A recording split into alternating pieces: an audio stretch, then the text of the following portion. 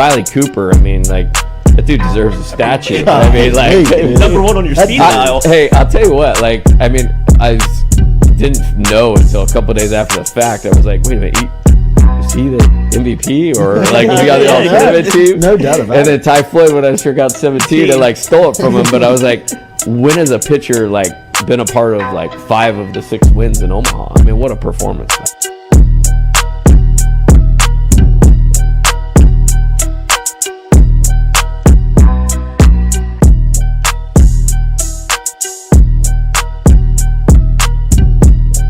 Coach, it's great to meet you. Thanks, Jordy. Thank you for the time. Pleasure. Yes, sir.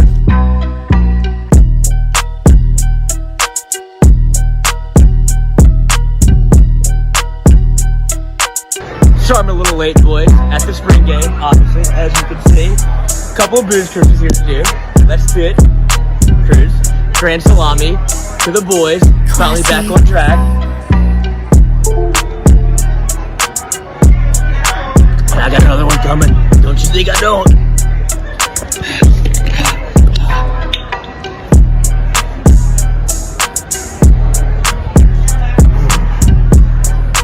And that's how we roll in Tiger Stadium.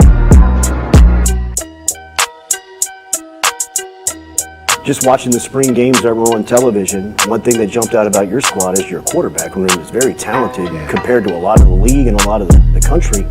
I wonder, is it easier to recruit that position when you have talent or when you don't have talent?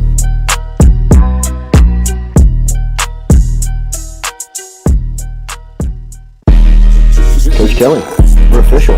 Finally, I'm get a telling chance to meet you. Thought I had to get a private audience with the Pope. Is Jordy. Monday through Friday from 7 to 9. Yeah, you see the notification, we about to go live. We got all your favorite guests, we got them in line. It's the Jordy Culotta Show, come have a good time. Tearing up, answering the question, I thought, my God, if she gets offered this job, she's going to take it. It's just a crazy, fun time at LSU right now. Isn't this what everybody loves? From the boot to the east to the west coast, no matter where we at, open up the phone lines, come and join the show. Make sure you tell your friends about Jordy Culotta Show. Yeah. Let's go! Let's go! All right. Big day. Big day. It's the Jordy Culotta Show. Come have a good time. Coach, it's great to meet you. Thank you for the time.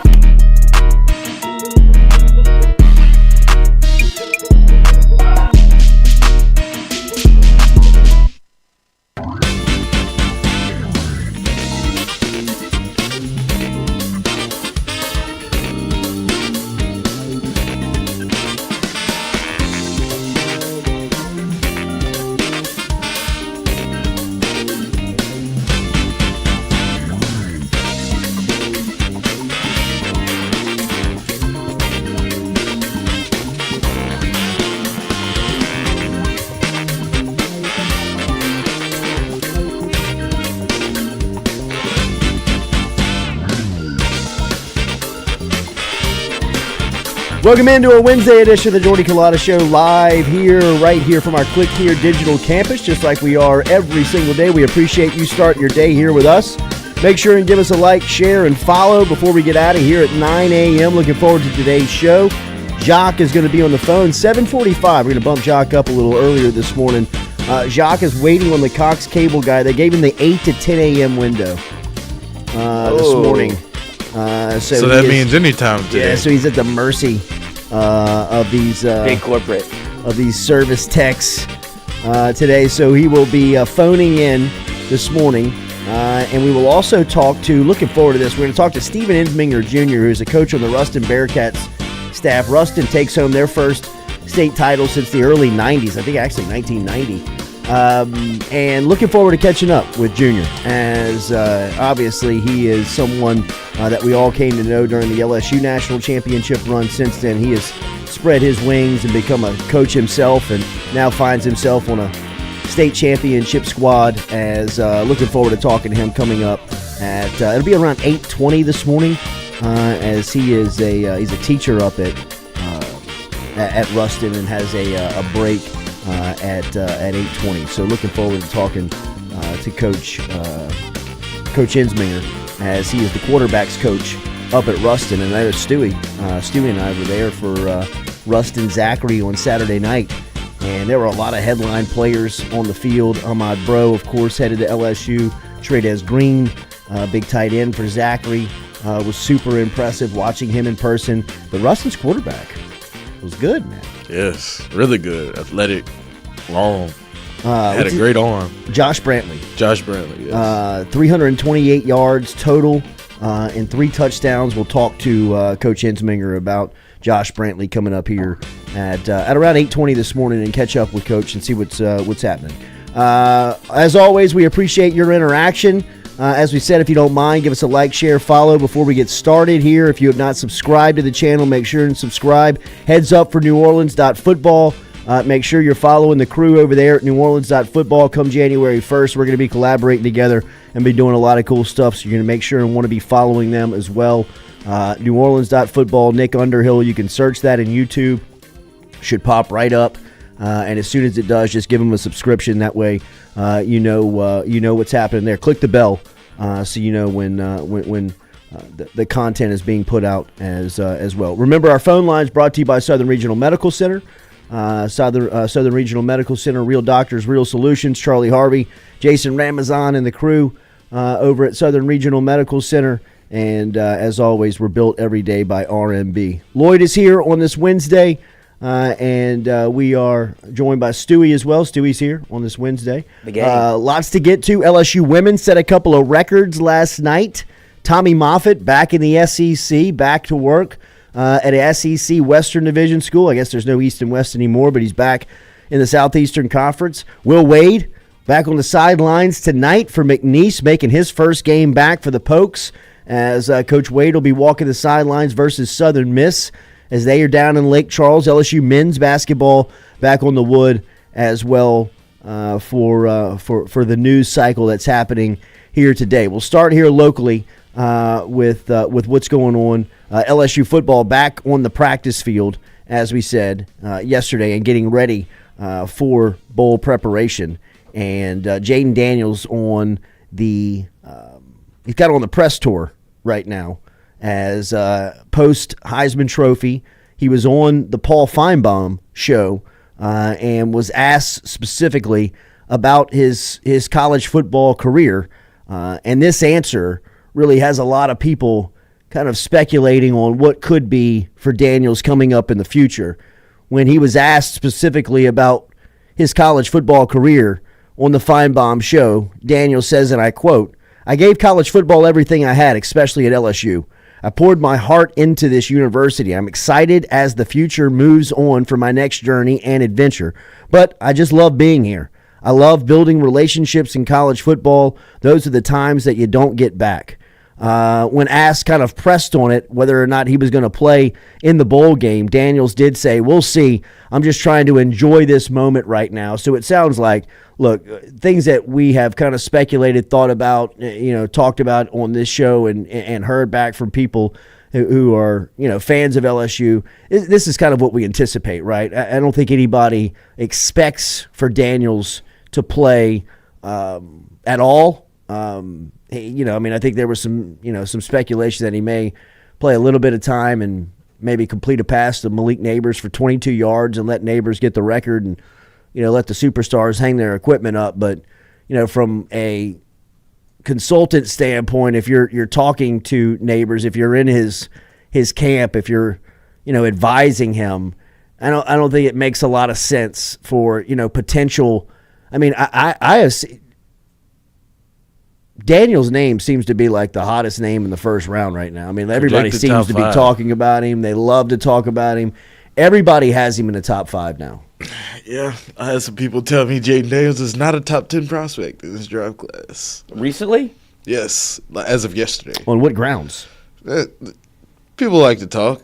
UL fans, they went to UL. Well, I hear that, but I mean, like, you they can had no take grounds. your bias. I mean, like, we can play that game all day. Your school doesn't deserve to have pros. All right. Why do you not believe that Jaden Daniels? Seriously, I'm asking the question. If you are speculative on Jaden Daniels' NFL future or his draft ability inside of the top 10, what would it be? Really? I mean, all of this pushback on Daniels, whether it's Heisman voters, whether it's people who have watched college football, or I guess now it's the draft crowd. And I know that this is probably a loud minority rather than a strong majority, a huge section of people who watch, because the more, the more people you hear talk about Daniels, the more that you hear how in awe or how just talented Daniels oozes off of the field. I mean, like, it's something that's, at this point, it's undeniable, right? I mean, whether it's throwing the stats in your face of plays over 20, 30, 40, 50 yards, the ability to lead the league in rushing as a quarterback for the majority of the season and end up in the top 3 in rushing categories and stats in the SEC, some in the country. His efficiency of throwing the ball, his accuracy, his completion percentage, his ability to push the ball down the field, read defenses, and protect the ball, all the while being the best dual threat quarterback in the draft, arguably. I mean, in the discussion of someone who has been 1-1 for the last 3 years in Caleb Williams. Ever since Caleb Williams made his debut at the Red River Shootout, people will say, oh, there's the number 1 pick 3 years from now.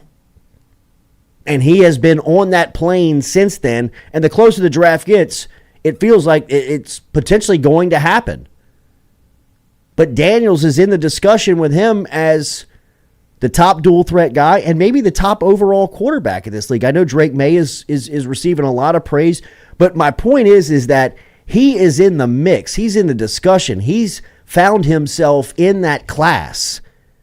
And for someone to leave him off of a Heisman ballot, for someone to go through a college football season and see the data of Jayden Daniels and argue that he's not any good or his game doesn't translate. Where? How? Like, really? Again, I'm in the middle of the forest here. I'm not running from that. I'm accountable to that. I'm also in the middle of the forest saying, I've seen everybody else. This guy's the best. I mean, when we asked Jim Nagy now a month ago, Jim, I was embarrassed that I asked him at the time. I said, Jim, is he a top 10 pick? I mean, he's like, whoa, top 10 pick. He's maybe in the 2nd or 3rd round right now. I was shocked. I was floored. I mean, really, I had thought up to that point like he had played himself into a high 1st round pick. And now here he is in every mock inside the top 3. And I get it. I see it. I think Daniel's game translates so well to the league right now because of the time that he's stepping into the NFL and the type of game that he has and what the majority of GMs, head coaches, owners are looking for. Daniel's checks.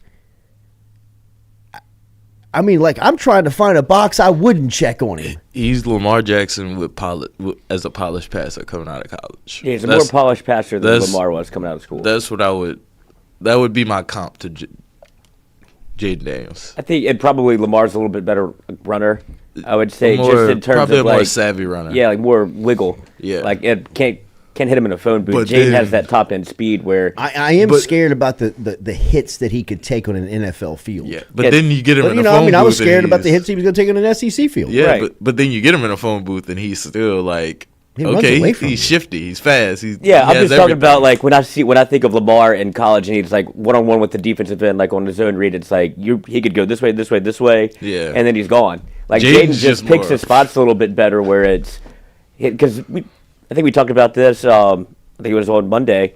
The design runs for Jayden Daniels, I think, are less than 20 on like throughout the entire year, and Lamar had like over 45 or 50. So that's where you get Jayden's runability comes from him like leaving the pocket, and it's whenever it's after he goes through his progressions and you're playing man coverage and he looks down and he goes, well, I'm just going to take off, and he gets those hidden yards for you, and then those hidden yards turn into 85-yard touchdown runs against Florida where he's going to score. And that's where the draft prospect of, because that speed plays on any field. That's not, you're running away from SEC defensive backs. That's going to be what the majority of the NFL is made of. So I don't think it's where he's playing, oh, we'll put him in the league and he's not going to be able to run like that. I think what you're concerned with is the same thing that Joe Burrow had the issue with of, you got to learn how to slide, cuz. Like, you got to learn how to get down. Because I'm looking at I just typed in, like, Jaden Daniels pros and cons, like a mock draft where you weigh what he's good at, what he's bad at, and the list of, like, his weaknesses. It's a moderate velocity on passes. I don't think that's a concern. He has no contact balance. This is somebody else saying this. This is coming from Dalton Miller. And I would agree with that. Like, when he gets popped, he gets popped. Right. And then he's exposed. Yeah, he runs so straight up. Yeah, so he runs like a sprinter. Yeah. And then these are the knocks. Inconsistent release lends to horrendous wobblers. Has on and off days regarding ball placement. Does he throw an ugly ball? Sometimes. I think I can see that, but not towards the end of the year. I think sometimes he'll get like battle this thing. Sometimes his feet will get a little. Yeah, I think that was, and I think that was more last year than this year. Yeah. I think he found his release point, and everything started to look good. And so I guess if you want to count that as a knock, on and off days regarding ball placement, post-snap coverage rotations can catch him by surprise, and takes far too many unnecessary hits. I would agree with the hitting. I think he does. Like, he's going to have to learn how to get down. For sure. But the other things. You're nitpicking. Like the coverage thing, he only threw 4 interceptions. Coach. Right. I mean, what are we watching? Yeah, I mean, and really, mosquito only, on the horse's ass. Right. Only one of his interceptions was really his fault. Yeah. The Dwight McGlothern. Oh, Everything else was tipped, slipped receiver. Yeah. I mean, like, ball batted in the air. I agree. That's the other three. I mean, it is. You talk about ball placement, just watch the A&M game. Oh, his accuracy was the biggest jump and adjustment that he made in the offseason. That was when you started to see his accuracy. Because even through the first 2 games of the season, you were still like, what's up? What's going on, man? Yeah. Like, all of this offseason chatter of the chemistry being built up with the receivers, with the timing, it looks a little off. And he was still, I thought, hesitant to throw the ball down the field. Yeah. And then he made one play it was the Grambling game. He let one go to Chris Hilton. Yeah. I think. And I think that, like, opened and it that up. just, after that, He was like, I think I can throw this he thing just deep. started flinging it. And once that happened, he quickly became, in my opinion, the best quarterback. I thought he became, it was very obvious that he was the best player in the country. Yeah, early. Like, I mean, it was like once he made the jump of, all right, screw it, I'm throwing the ball down the field. It was like, whoa. He just took an enormous jump of he's for real. Because I still recall last year him leaving Gainesville and people being like, don't let him Get comfortable throwing the ball down the field. It was the first time he started making plays down. I think Jeray Jenkins had a big game that night. I mean, like, Brian and he Thomas had one. but he was like putting it on him, you know. And I was like, damn. I mean, if he can throw the ball down the field, he's a threat with his feet. He's obviously, comfortable, like, kind of checking down and throwing the ball underneath. Once he committed to over the top, Jayden Daniels became the best player in the sport, the best quarterback in the game, and really, I mean, after week 6, 7, I mean, like, it really wasn't close. I mean, Yeah. that's where I think that can carry over into the draft in the discussion of, this guy might be the best prospect in the draft. He could potentially, as we sit here, I mean, what are we, 5 months out? April, yeah. I mean, he's got enough time to play himself into the First round, in the first pick. number 1 pick. 'Cause, I think if you're on his team, if you're his agent, if you're his guy, you're like, hey man, let's make a run at this thing. Like, you could be the number 1 pick in the draft, or even like number 2. I think to Top me, 5. To me, he's within the top 3 right now. Yeah. I mean, the Patriots have the 2nd pick, and we were at Pro Day last year, and Bill Belichick had his eyes on Jaden Daniels. Notepad out. He had it, no notepad. Had his eyes on the mental ball in the ass. Ball in the ass. Yeah. Belichick, big ass guy. Big ass guy, for sure. Ass and ankles. I mean, I watched him watch somebody's ass. Bag. Big ass guy. Remember our friends over at A-Bears Specialty Meats. A-Bears located on Highway 73 in Prairieville and off Highland Road right here in Baton Rouge inside Robert's grocery store. $100 gift cards. If you buy $100 worth of gift cards, they'll give you a $25 gift card for free over at A-Bears. Great gift ideas. If you have employees that you want to get a cool gift for, remember A-Bears gift cards over at A-Bears Specialty Meats. Highway 30 in Prairieville and right here in Baton Rouge and Robert's Grocery Store on Highland Road, right behind Superior Bar and Grill. Their products are seasoned and ready to cook. They have the turduckens. They have the turkey. If you're getting ready for the holidays and you're hosting the family, you want to get your meat ready that's seasoned and ready to cook, get over to A-Bears Specialty Meats. Prairieville and Baton Rouge. Highway 73 in Prairieville and right here in Baton Rouge and Robert's Grocery Store off of Highland Road, right near the Kenilworth entrance and exit over there on Highland and right behind Superior on Highland Road. Check them out over at A-Bears Specialty Meats. For every $100 you spend on gift cards, they'll give you a $25 gift card for free. So Jaden Daniels and the Tigers are in bowl preparation as they're getting ready for Wisconsin in the ReliaQuest Bowl. That'll be an 11 a.m. kickoff on January 1st as the Tigers will be over in Tampa. Some news around the SEC. Texas A&M made it official yesterday. They are hiring Tommy Moffett back to bring him back into the league, into college football, as he has been hired in the same position that he stood for over 20 years here at LSU, as Coach Moffett is heading to College Station to run the weight department for the Aggies. And when I saw this come across, man, I thought this was awesome. If anybody knows Coach Moffett, I know Lloyd and the crew over at Mic'd Up have him on a lot and have been having him on a lot to talk about ball. You can still hear it and feel it when he's in it, man. I mean, he absolutely loves it. And for a large percentage of the time that he was at LSU, Moffett was the class. He was the standard in strength and conditioning. I mean, there would be almost a summit every offseason where his guys, his crew, would make their way back to Baton Rouge and make their way back to the LSU strength room. And I mean, you go in there and I mean, like, it was Alabama, Tennessee, Ole Miss. I mean, people at some of the highest programs in college football that were using, the Moffett method were all over the place. Florida, I mean, they were everywhere. I mean, his coaching tree, kind of what it would be called in coaching, I guess, his strength and conditioning tree that has produced guys that have come off of it.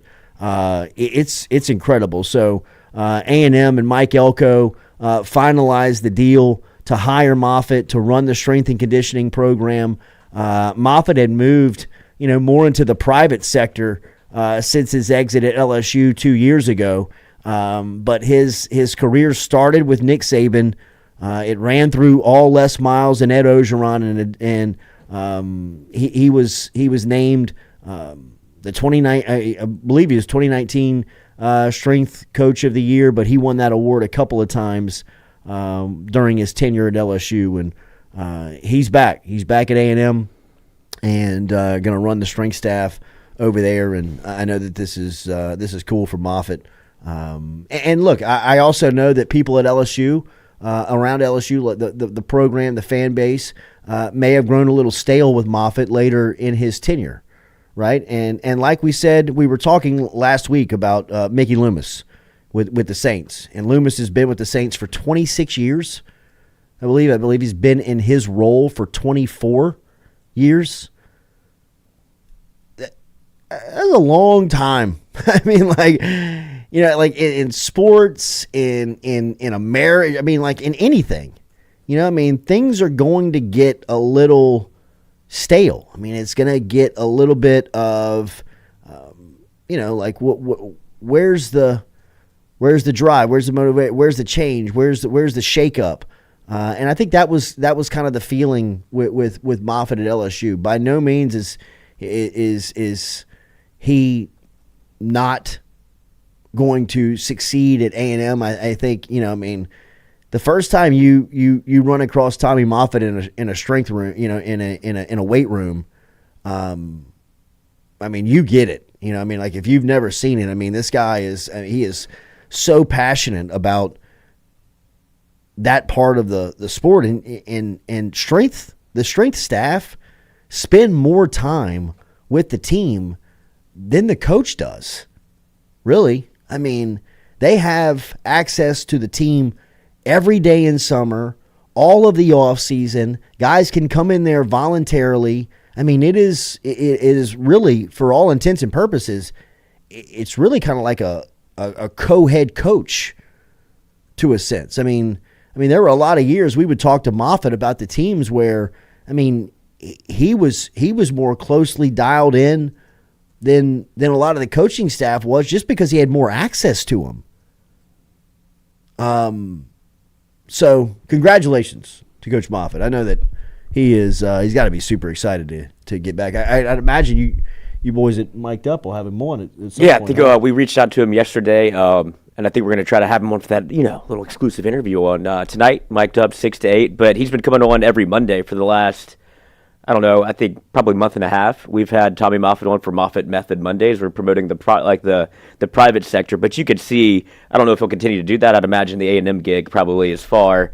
I think when that check hits, he'll be pretty busy. But for him talking, just whether it be strength related or just telling old stories, like we had a clip that went, made the social media rounds about him talking about the LSU football team in 2019 when they showed up in the same dining hall as Oklahoma, and he said he had to keep the LSU players from laughing at Oklahoma when they walked in. He was like, we're about to mollywop these boys. Yeah. They came in they're a little light in the ass. And you can see whenever he's talking about it, it's almost like he goes into a trance when he thinks about football, where he's he loves it so much. So I'm not surprised at all. First of all, to see him get a chance, and second of all, to see him want to get back into coaching, because he's got that passion more than anybody does. He didn't lose that. And I think it's kind of, like you said, the tides of change move slowly sometimes at LSU. And for him, I think he probably got some unwarranted criticism for what happened in 2020 and 2021 as far as the strength and conditioning goes. But I think that's more of Brian Kelly bringing in his own staff. It was just moving on from, if we're going to clean house, let's clean house. It's scary times and coaching changes on, anytime that happens, because there's a bunch of qualified people that end up get caught up in the wash, right? I mean, there's, the majority of times when these changes are made, people want to do it their way. They want their people. They want the people that they know, the people they've been working with, the people that, they trust. It doesn't discredit or, unqualify the people that are on campus, right? I mean, I believe that there's some coaches on the former staff that this staff is trying to possibly bring back Corey Raymond. You know what I mean? I think there's some people there that looking back may have made some sense just to hang on to, but when it turns over, the easiest thing to do is just take the axe and, cut the vine at the root, cut the branch. Let everything go and start over. And that's kind of what happened. And that was a sad day when Tommy Moffett was leaving LSU. The news caught it, the cameras caught it. That guy was there for 20 years. You talk about the LSU football glory, the golden age of LSU football. And I think it originated with Kevin Falk's commitment, but it really got stamped home when Nick Saban was hired in 2000. First move Saban made when he was hired was he hired Tommy Moffett. Moffett was there throughout. His book is going to be incredible. He was there for the absolute golden age of LSU football, from all the SEC titles to the 2019 national championship. And everything in between.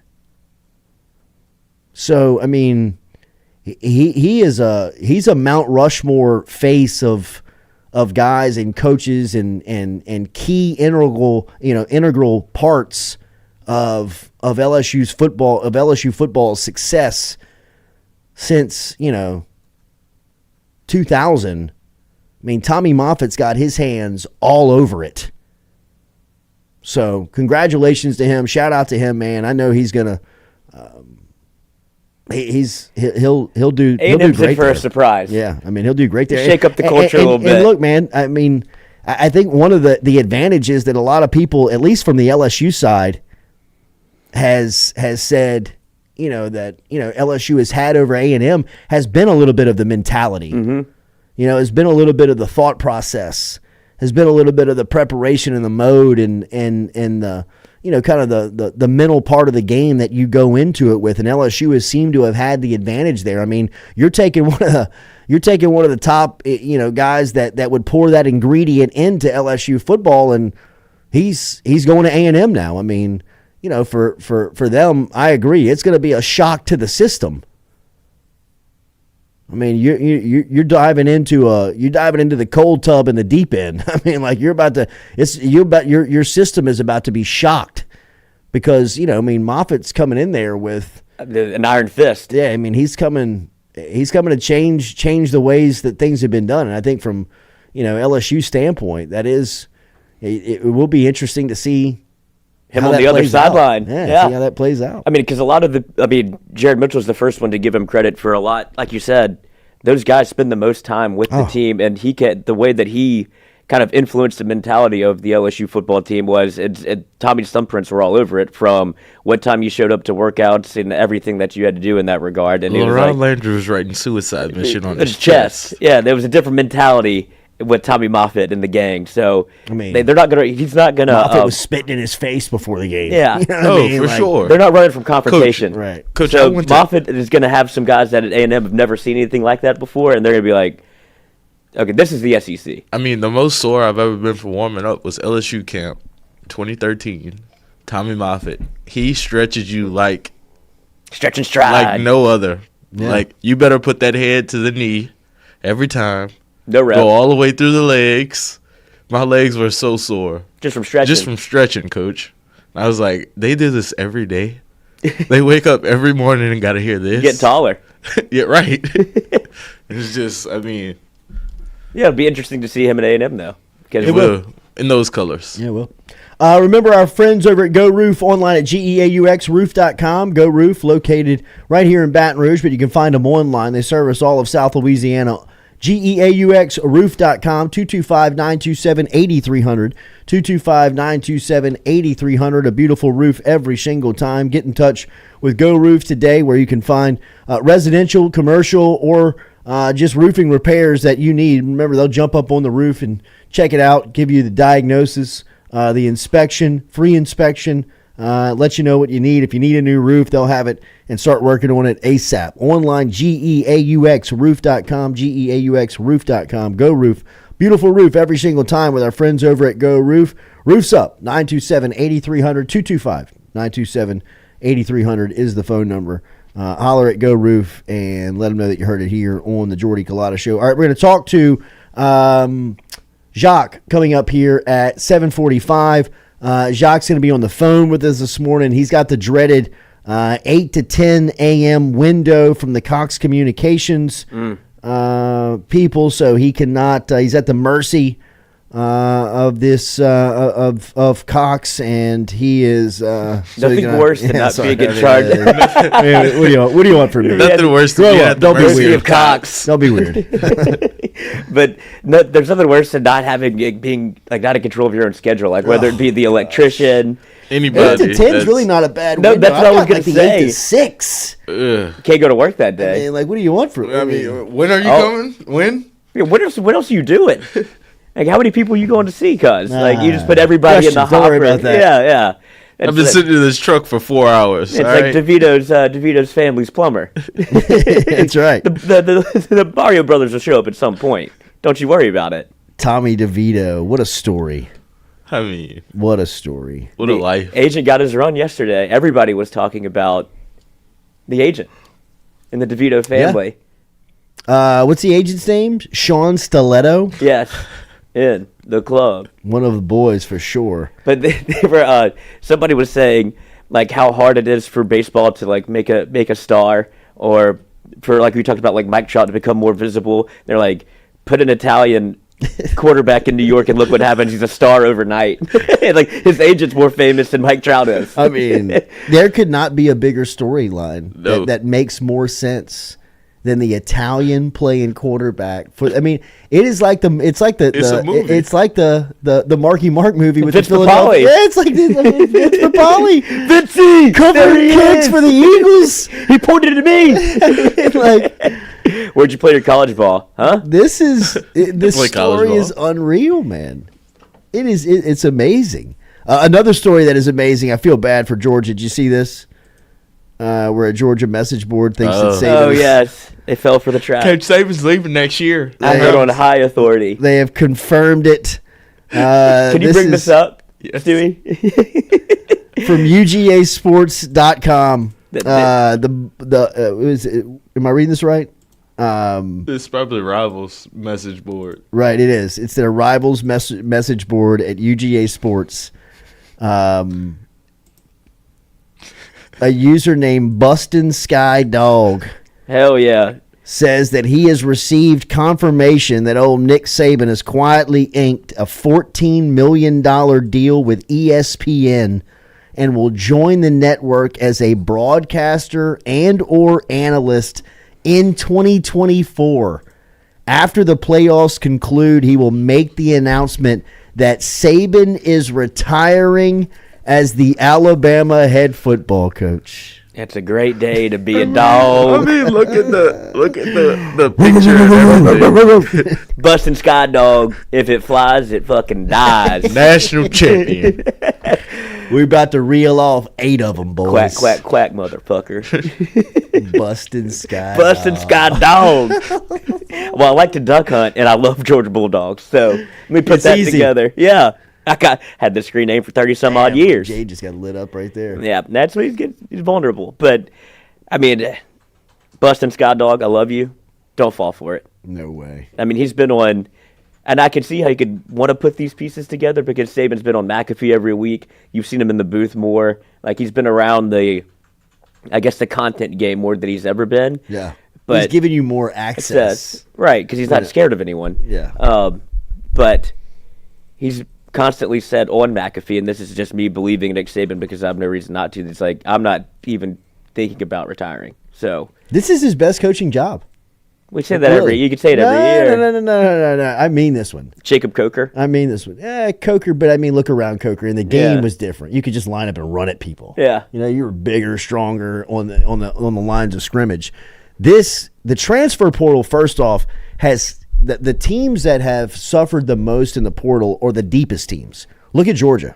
I mean, like, people are fleeing Georgia right now. Georgia's got starters of you. I mean, they've got people that are jumping out of the portal. Look at Ohio State. People jumping into the portal, right? What the portal has done is that it's shredded the depth. Like, the thing that Alabama was for so long that made Alabama to me is that they had second and third string dudes that would start at LSU. Mm-hmm. You know, like, especially on the lines of scrimmage. Like, he'd be rotating 8, 9, 10 guys sometimes on the defensive line where you're like, does it ever stop?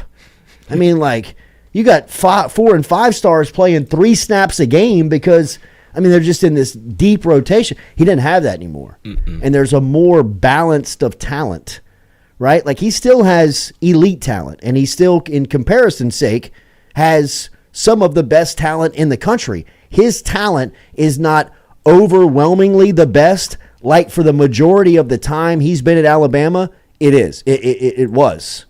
Right? Now in the transfer portal age, like, if a guy sits for 6-8 games and he can play, he's gone. Yeah, he's going to he lost a couple of, Bama lost a couple of big-time players to Texas in the offseason, TCU in the offseason. You know, like, Aaron Anderson came to LSU. What was the first thing Saban told Anderson after the game? Be playing a lot more here. You know, it's... it's crushing him that he just can't have, like, Aaron Anderson stashed away. Uh-huh. Yeah. Like, he has Danny Lewis and Shaq that was his game. Great shirts. Like, where, like, you were like, whatever happened to that guy? I was like, well, he's on the bench at Bama. Like, damn. He's starting here. 2 years later, he's 2 years later, he's an All-American, he's a Butkus Award, whatever it is. That's not the that's not the way the world anymore. You know, so the way he won this year was, his team had to improve week to week in the beginning of the season to be a contender. Like, if they did not improve, if they would have stayed, static or just regressed, this team, they were in trouble at one point. And, now here we are, Final Four. Mentally, you could see he's already beat Michigan mentally. Yep. Mm-hmm. And then you're going to give him a possible rematch with Texas? All the fuel you needed. Like, he might win a natty. Probably will. Mm-hmm. He's the favorite in the clubhouse right now. Yep. Like, if I'm betting today, who are you betting on? I'm betting on Alabama. I ain't betting on Texas to beat him twice. Dude, retiring is my point. You know what I mean? Like, he's looking at this team. They're getting better. They've improved. You can see he's got a little bit of his juice back to it. Got that red man in the car. The one thing that happens to all these old coaches is that they phase out. Like, how hard was it to watch Bobby Bowden age? You know, like, I mean, like, I know that there's some Florida State listeners in here that's hung around since the game earlier this year, and we appreciate that. But, I mean, it was tough to watch Bowden get old because it seemed like nobody internally were like, yo, Bobs, it's done. You know, like the best part about this is over. You know, I mean, now it's time to hand it. I mean, Joe Paterno had to get caught up in a scandal of a lifetime for them to be like, yo, Joe, it's over. You know, like, you got to go. I mean, watching these guys get old on the sideline has not been, it's not been fun. I mean, it's not been easy to do. Saban at 72 he's coaching his best game. I mean, even Belichick to a degree. You know, like getting old in New England, you're kind of like, man, it kind of looks like this thing may have sailed past him a little bit. I mean, he's on McAfee every week. He's in the middle of these meetings. I mean, he still kind of has that, you know, that Bart shaking his head, get after you type mentality. I don't know. To go back at my man Bustin' Sky Dog, keep drinking, bro. Yeah. Like, sorry. I mean, to me, you got another 4 years of him, minimum. I mean, I think he's got 3-4 years left in the tank. Especially, like, something like this can reinvigorate you. I don't see him winning one and being like, all right, that's what I wanted on the way out.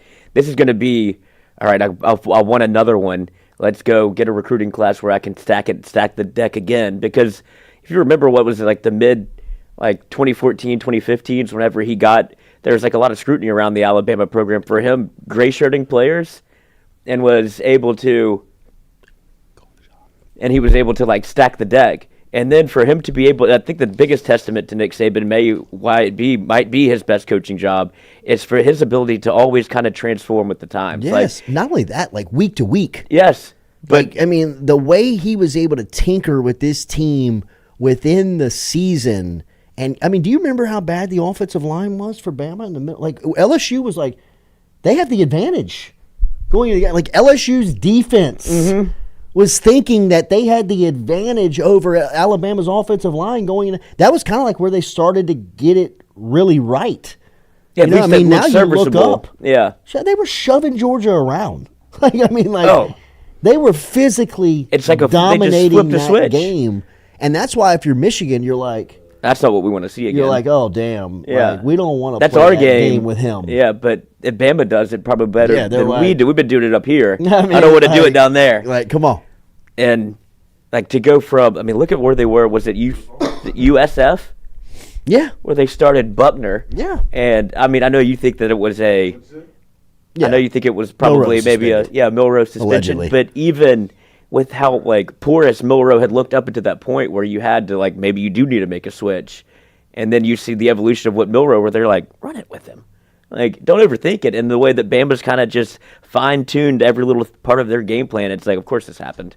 So if this was going to be the one to chase him out of town, like I could hear your argument if they had lost 3 games this year and he was like, I don't know where I'm going. Right, yeah. Like, but it's the get it right. It's the opposite. Yeah, I mean, like I'm rolling. I mean, he's got this thing humming, moving, and now they're the national championship favorites. All right, we got Jacques. All right, let's go to the phone lines. Our guy JD is in a man. What a dreaded day, Jacques, is the window from the service tech of the world where they tell you they're going to be there. In between these windows are usually miserable days. So our heart is with you as you check in this morning via the phone line. We miss you in the studio. Good morning. How are you? Good morning. I'd love to be there. You know, the cable company says they're coming between 8 a.m. and 10 a.m. Probably means 10:02. Yeah, right. Coming up on 2 wheels. I probably could have gone there and back, but the second I would have done that, they would have showed up here. You know how that goes. I do. Yes, we appreciate you even you getting on the phone with us. I know you were in New York last weekend. The social media was fantastic, keeping up with it. How was the experience watching Jayden Daniels and LSU taking home another Heisman Trophy within the last 5 years? Well, flew in Thursday afternoon, flew out Sunday morning, try to do as much as you can in between, try to get as much content, send back as much stuff as you can. There are a lot of Johnny-come-latelys who I haven't seen all year that kind of get carte blanche, but that's what you get for being a local yokel. But no, I mean, it started with a event at Raising Cane's in Times Square. You know, two dreams achieved for Todd Graves to go from the corner by the Chimes over there with his first location to, you know, Times Square in New York City, pretty significant in the business world. And then obviously 3 of the 4 Heisman finalists were there. I got some pretty good information about what those guys were paid to show up at that event. Not bad for a 1 hour of pretending to work and do a little press conference. They cashed in pretty well, but no, great to see Todd. And you know, I think the number one thing about Jayden is he's certainly changed as a player, gotten so much better as a player, but I don't think any of this has changed him as a person. I think he comes across as being the same guy he was when we first interviewed him when he arrived at LSU. So you know, getting to see his parents over the years, Javon and Regina, whether it's at the airport, at games, and now, you know, see their journey over the last 2 years. And it was cool to see all 4 finalists and hear them all talk, to see this great collection of talent. I thought that Jayden made the most of his platform. I mean, imagine being 22 years old and having to step up on that podium and give a speech with the whole world looking at you. It's not an easy task. So I thought he used his platform to thank a lot of people that normally don't get thanked. That Sherman Wilson certainly has been significant to him. Greg Brooks, mentioning him.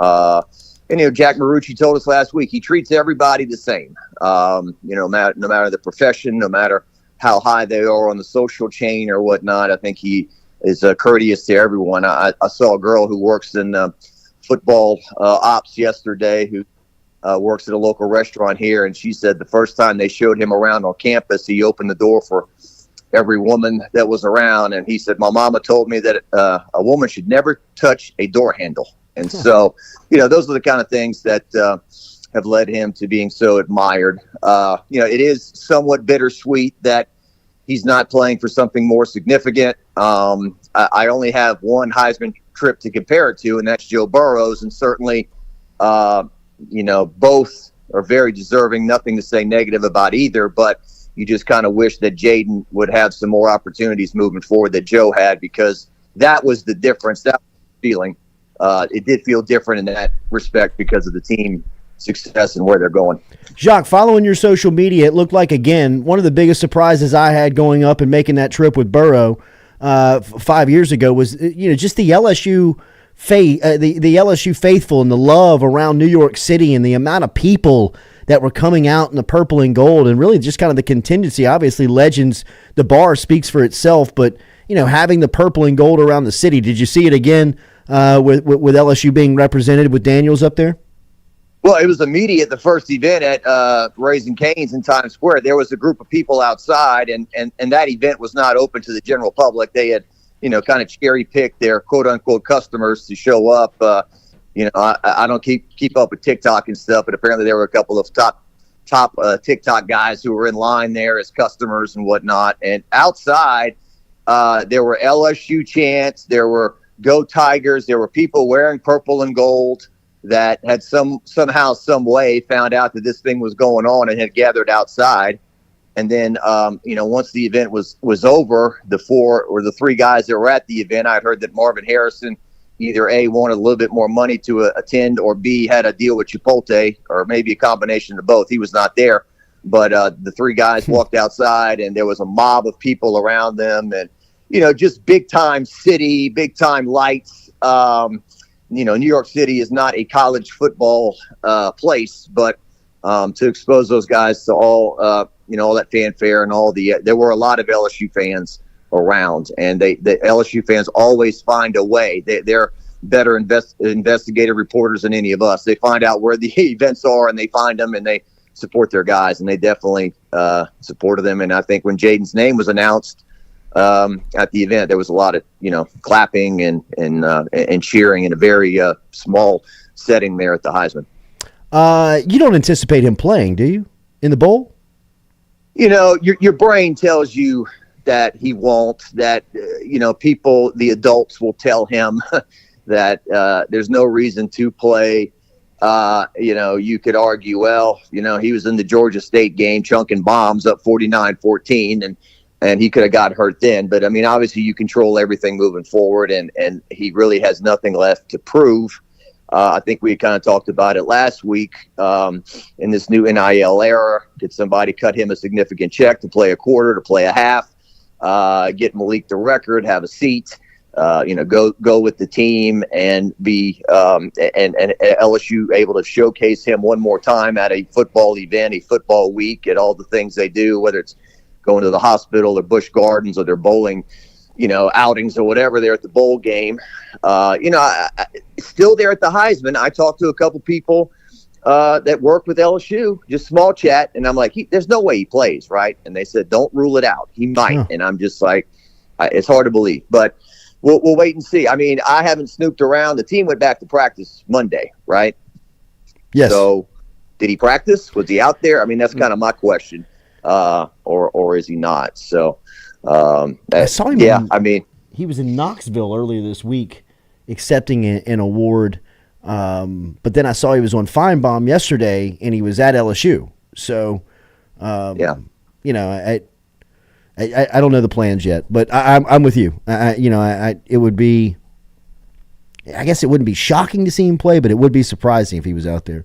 I don't think the opponent, from what I hear, I think we talked about this last week, the opponent doesn't do much for him. If they would have paired him up with Notre Dame or USC or, a bigger name brand, a team that's ranked, maybe that would give a little more motivation. But Wisconsin, unranked, 5 losses, just a totally meh opponent. And then also, do you want to, I know the coaches will tell us that, look, we've been evaluating Garrett Nussmeier since we've been here. This game is not going to be. But, I think Garrett Nussmeier's only started one game in his 3 years here, and that was the Arkansas game in 2021. So I think it might be, obviously, okay, you're the starter. You're preparing like the starter. Let's see what you've got, because you've always been thrown in there either, you've always been kind of thrown in there when the game's in progress. So what kind of starter can you be, and who will he be throwing to, is another question. So. Jacques, a couple of records set for the ladies last night as largest margin of victory over as they beat McNeese last night, and then they had 6 players in double figures out on the floor for the defending national champs. They've been in the news again. Qatari Poole no longer with the team, but LSU taking care of business here in the latest one. What have you made of some of the adversity and LSU here moving into life after exams? Well, it's a team that's got a much different look than perhaps we thought before the season. Haley Van Lith didn't play again last night. She's trying to get that foot straight. And then with Samaya Smith, who was looking so good with the knee injury, and now Qatari Poole, who at worst I thought could be a key reserve to go in and play defense and give them that kind of that attitude, no longer with the program. Those are 3, somewhat significant people who aren't playing. It may sound stupid to say that they got off to a sluggish start when they were ahead 32-12 at the end of the first quarter, but they did. I think they missed 10 of their first 13 shots or something like that. They came out a bit sluggish, but then, took over. McNeese, God bless them. They have had a rough, I think this is the 3rd time at least that they've been beaten by 60 points or more so far. So they are struggling in Lake Charles there on the women's side. You take it with a grain of salt, but certainly LSU put on a show, scored a ton of points. Angel Reese didn't feel like all that involved. I think it was more Anissa Morrow, Michaela Williams put on another great shooting show, Flajay Johnson. I think they've got 2 more games before Christmas, including one to Coppin State, Baltimore, Maryland, the Angel Reese trip. And then you got a game, I think, on December 30th, and then you're in the SEC play January 4th. So this is kind of a quirky time to navigate with finals and the holidays, a lot of distractions and whatnot. This is kind of that funky time of the year. Then when you get in the SEC, the thing just, is a train down the track till to March Madness. Yeah. Jacques joining us here is via the phone this week. We'll have him back in studio next Wednesday, as he is our Wednesday regular here. Jacques, how's the calendar turn for you now? Football kind of starting to move into the rear view. Obviously, you guys will be active for the bowl preparation and be down in Tampa for the kickoff in the Relia Quest. But as the calendar shifts here, where's the focus of the sports department go? Well, it's one of the. I think there's only like two truly somewhat slow times of year, and I don't even feel comfortable saying that. But, from when LSU baseball stops playing to the start of Saints training camp, there's that pocket there in July that there's not much going on. And then there's this kind of pocket around Christmas time where things can get somewhat slow. But now you've got your first signing day, December 22nd, if I'm not mistaken, or it's in the 20s there, December 20th, whatever. 20th. Actually, a week from today. Yeah, next Wednesday, right? So you got that going on. Southern just hired a new football coach. There's a press conference for that today as they go with Terrence Graves from their staff. The Red Stick Bowl, the local all-star high school football game, I believe, has been moved to Friday to avoid the rain at 7 o'clock. Those things are going on. And then, I'm trying to give our hockey team some coverage when I can. The Zaddy they're about to play two home games and then disappear for a long time. So LSU will be, I think the football team is leaving for Tampa or be there on the 26th of December. So they're going to be there the day after Christmas. So we'll be over there in Tampa and trying to get as much content and send it back. It's not so much the game for me, but the press conferences and other content you can get off the field that's pretty good at these bowl games. So that's what I'm looking forward to. And John Eads and Kevin Baptiste and John Eads doing a great job. So we like the way that we're moving forward with this new look in our new department. Will Wade making his return to the sidelines tonight for McNeese as well. So a lot of things happening in the news cycle. Our friends over at Channel 9, the best sports director over there, Jacques, great friend, and obviously been in our market and doing great work for a long time. Follow him on Twitter at Jacques Doucet. Jacques, miss you today. We'll see you next Wednesday, buddy. Yeah, McNeese just turning the knife with their social media, huh? Will Wade on the horse, the Lone Ranger riding into the bar, lifted the mask. It's tough, man. I hope things get better, but man, it's been gonna go see him tonight against Alabama State and kind of get my eyes on this team in person for the first time and see what the deal is. But good being with you. Thanks for having me. Always, Jacques. Have a great one. There he is, JD, checking in from WAFB. Check him out on social media at Jacques Doucet, as he is with us every Wednesday here on the show. Remember our friends over at Pierce Bespoke. We were talking about the custom-made suits that Pierce Bespoke puts out. In fact, Jaden Daniels on Heisman Saturday night was rocking a Pierce Bespoke suit. I got one, picked it up from Grayson Augustus and the team a couple of weeks back, wore it again to a weekend wedding on Friday night. It was awesome. It's easy. Pierce Bespoke is a mobile tailor service headquartered right here in Baton Rouge. They come to you. They will get you fitted, take measurements in the office, at the golf course, at the courthouse, wherever you are, law firms, country clubs, whiskey lounges, cigar bars, wherever you are, they will come to you. They are a mobile tailor service. PierceBespoke.com. If you use the show and mention the Culotta Show, they will take $200 off of your first custom fit, whatever that may be, whether it's a sport coat, pants, suit. PierceBespoke.com. Get in touch with Grayson Augustus and the crew over there. Tell them you heard it here on the show. We appreciate the partnership with those guys as well. All right, hour two, come back with us. Looking forward to it. We're going to talk to Steven Ensminger Jr. Jr. is the quarterback's coach over at Ruston. Ruston, the Bearcats, just rolled to an undefeated season, their first state championship since 1990. Their quarterback, Josh Brantley, had a hell of a night. Brantley had 328 total yards, including 3 touchdowns on the evening, and you could see the relationship between Steven Ensminger Jr. and Brantley while they were out there executing. They were on the same page all night. Then you saw Coach Ensminger down there having a celebratory cigar with his son in the tunnel of the Superdome. Obviously, that is a place where Steve Ensminger won his national championship as a play caller in 2019 with LSU. Obviously, Junior was there for that run, and now with his dad watching him take home his first state title on staff up at Ruston as the quarterback's coach, and having a chance to celebrate it in the same building that he ultimately went undefeated and won a championship seemed like a pretty special moment. We will be able to chop that up and ask Junior what that was like, and ask him about the future of his quarterback, Stewie. He's a junior, is Josh Brantley, and a guy that I know impressed a lot of people inside the Dome on Saturday night. We'll ask him about the future of Brantley coming up here in the second hour. Come back with us. Remember, if you have not subscribed to the show, give us a subscription before we check in for hour 2. If you're listening later in the day and you're checking this out in a podcast format, give us a like, share, follow while you're watching as well. And don't forget about our friends over at NewOrleans.football. Be following them on YouTube as well, as we got some cool stuff coming to you after the first of the year. Hour 2, come back with us from Click Here Digital. It's the Jordy Culotta Show, built by R&B. Now I'm just driving around it. They said I need a soul searching, I already found it. I unlocked my other side, now I'm sounding astounded.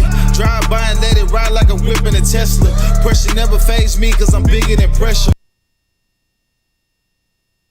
Red Stick Sports, a local staple in Baton Rouge to all sports fans, was founded back in 1981 and has remained a family business for over 40 years. Today, they still have the great selection on the floor, but they're also a leader in custom apparel for businesses, sports teams, and other groups. Take it from us, everybody over here at FM Digital Media. They help us out with all of our apparel. Let them help you out today. Go ask for Cody over at Red Stick Sports. Check him out online at redsticksports.biz. The Jordy Culotta Show is brought to you by A-Bears Lawn Maintenance. Commercial or residential, A-Bears Lawn Maintenance is ready to work. A-Bears can tackle all your homeowners association requirements. Call Blake at 225-485-8022. A-Bears Lawn Maintenance. In a wreck, Gordon McKernan Injury Attorneys is ready to go to work for you. Come meet your team. I'm your intake specialist. I coordinate your case and connect you with your attorney and paralegal. That's us, your legal team. Thanks. And we'll fight to get you every dollar you deserve. I'm your settlements and disbursement manager, and I'm here to get you paid on time. I'm attorney Gordon McKernan. Put our team to work today. Just call us. Get it done. Hey Tiger fans, when you're traveling through Natchez, Mississippi, make sure to visit Tom and Wright Granning at Go Mart and On The Go Deli, where you can fill up your tank and your belly. Go Mart has clean restrooms, community coffee, an awesome beer cave, and a great selection of anything you may need on your trip. Located at 4 Sergeant Prentice Drive as you're entering Natchez on the left. Also stop by Wardo's Po' Boys at 309 North Broadway on the beautiful Natchez Bluff, where the Po' Boys are so good you'll swear you're in Cajun country. At Ochsner, we know healing is a team sport. That's why we've partnered with world-renowned orthopedic surgeon Dr. James Andrews to create the Ochsner Andrews Orthopedics and Sports Medicine Institute. Whether you're a professional athlete or a weekend warrior, our team of specialists are dedicated to getting you back in the game. So whatever your reasons are for reaching your personal best, we've only got one. You. Ochsner Andrews Institute.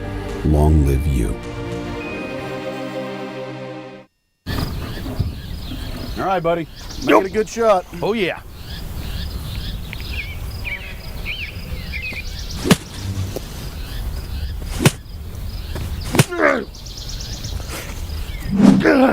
Sticking the roof in.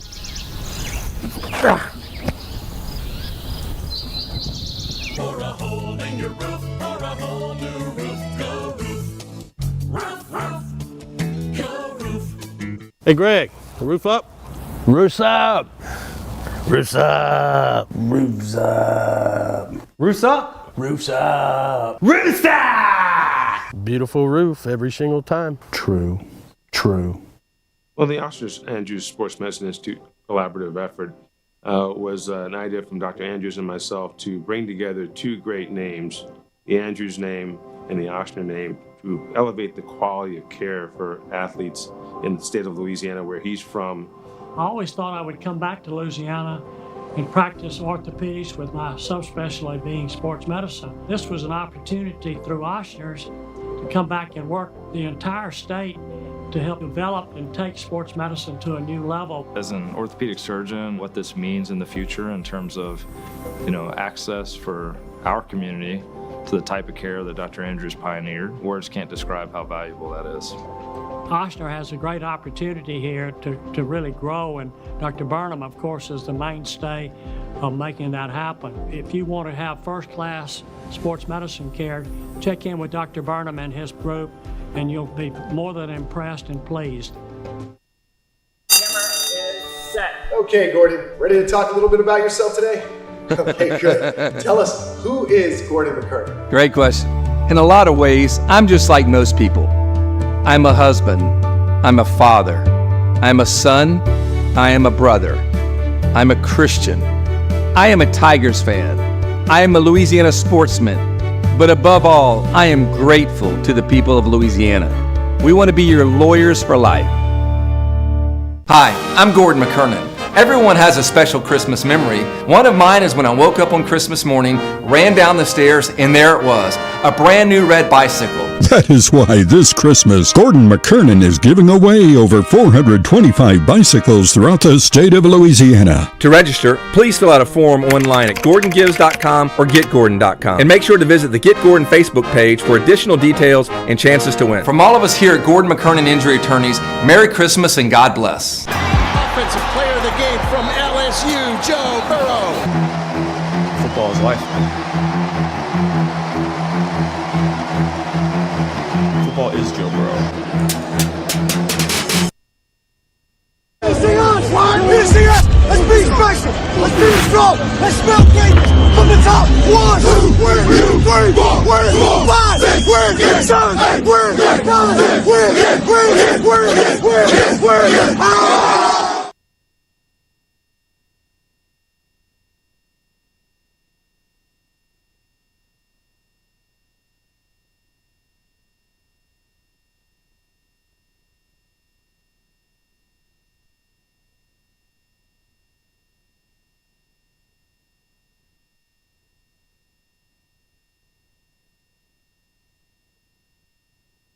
I'm on my grind, bullshit. Can't fit on my schedule. I'ma do what's best with me. You can keep all your lectures. Spend the summer stacking bread, might be gone till November. Pulling up like Trae Young just to freeze up December. I got niggas on the block like traditional sinners. OGs love me, so I hang with traditional winners. I took a break for a minute, I had to go charge up. Had to focus on my business, I'm coming back smarter. Hit up DJ, tell him go like I'm dropping the Carter. Coming back like KD, it's time to go harder. Bounce back, can't let you fold up. Keep pushing, can't let you slow up. Bounce back, can't let you fold up. Keep pushing, can't let you slow up. Bounce back, can't let you fold up. Keep pushing, can't let you slow up. Bounce back, can't let you fold up. Keep pushing, can't let you slow up. They say that life's a marathon, man, shout out to Nip. They start to think you falling off and they starting to flip. Circumstances start to change and they jumping the ship. Only ones that really matter who's tied to your hip. They tried to push you to the side cause they thought you would quit. May bend but never break, your cloth is legit. When you return in rare form, they all gonna be sick. You ever seen a living legend, just know that I'm it. Slow grind like IT, just know that I'm it. Now I'm back up in my bag, I'm giving them fits. Bouncing back like John Morant, you know that I'm lit. Making plays like Jack Bash, I'm never gon' sit. Had to be patient, so I waited for the situation. Now that I'm focused, I'ma take it with no hesitation. The hard times that I hated gave me inspiration. Look in the eyes from my kids gave me motivation. Bounce back, can't let you fold up. Keep pushing, can't let you slow up. Bounce back, can't let you fold up. Keep pushing. Has there ever been a better example on playing Whit Weeks more than his new hairdo? I love it. Whit Weeks was rode up yesterday. Can we bring an image up here, Stewie, if you don't mind? Whit Weeks, by far LSU's best linebacker this season, best middle linebacker this season. Best linebacker not named Harold Perkins. Yeah, right. I guess that's true. I mean, what do we consider Perkins? Perkins a linebacker? Greg Penn still exists. Had a good year. Had a good year. But from a potential standpoint,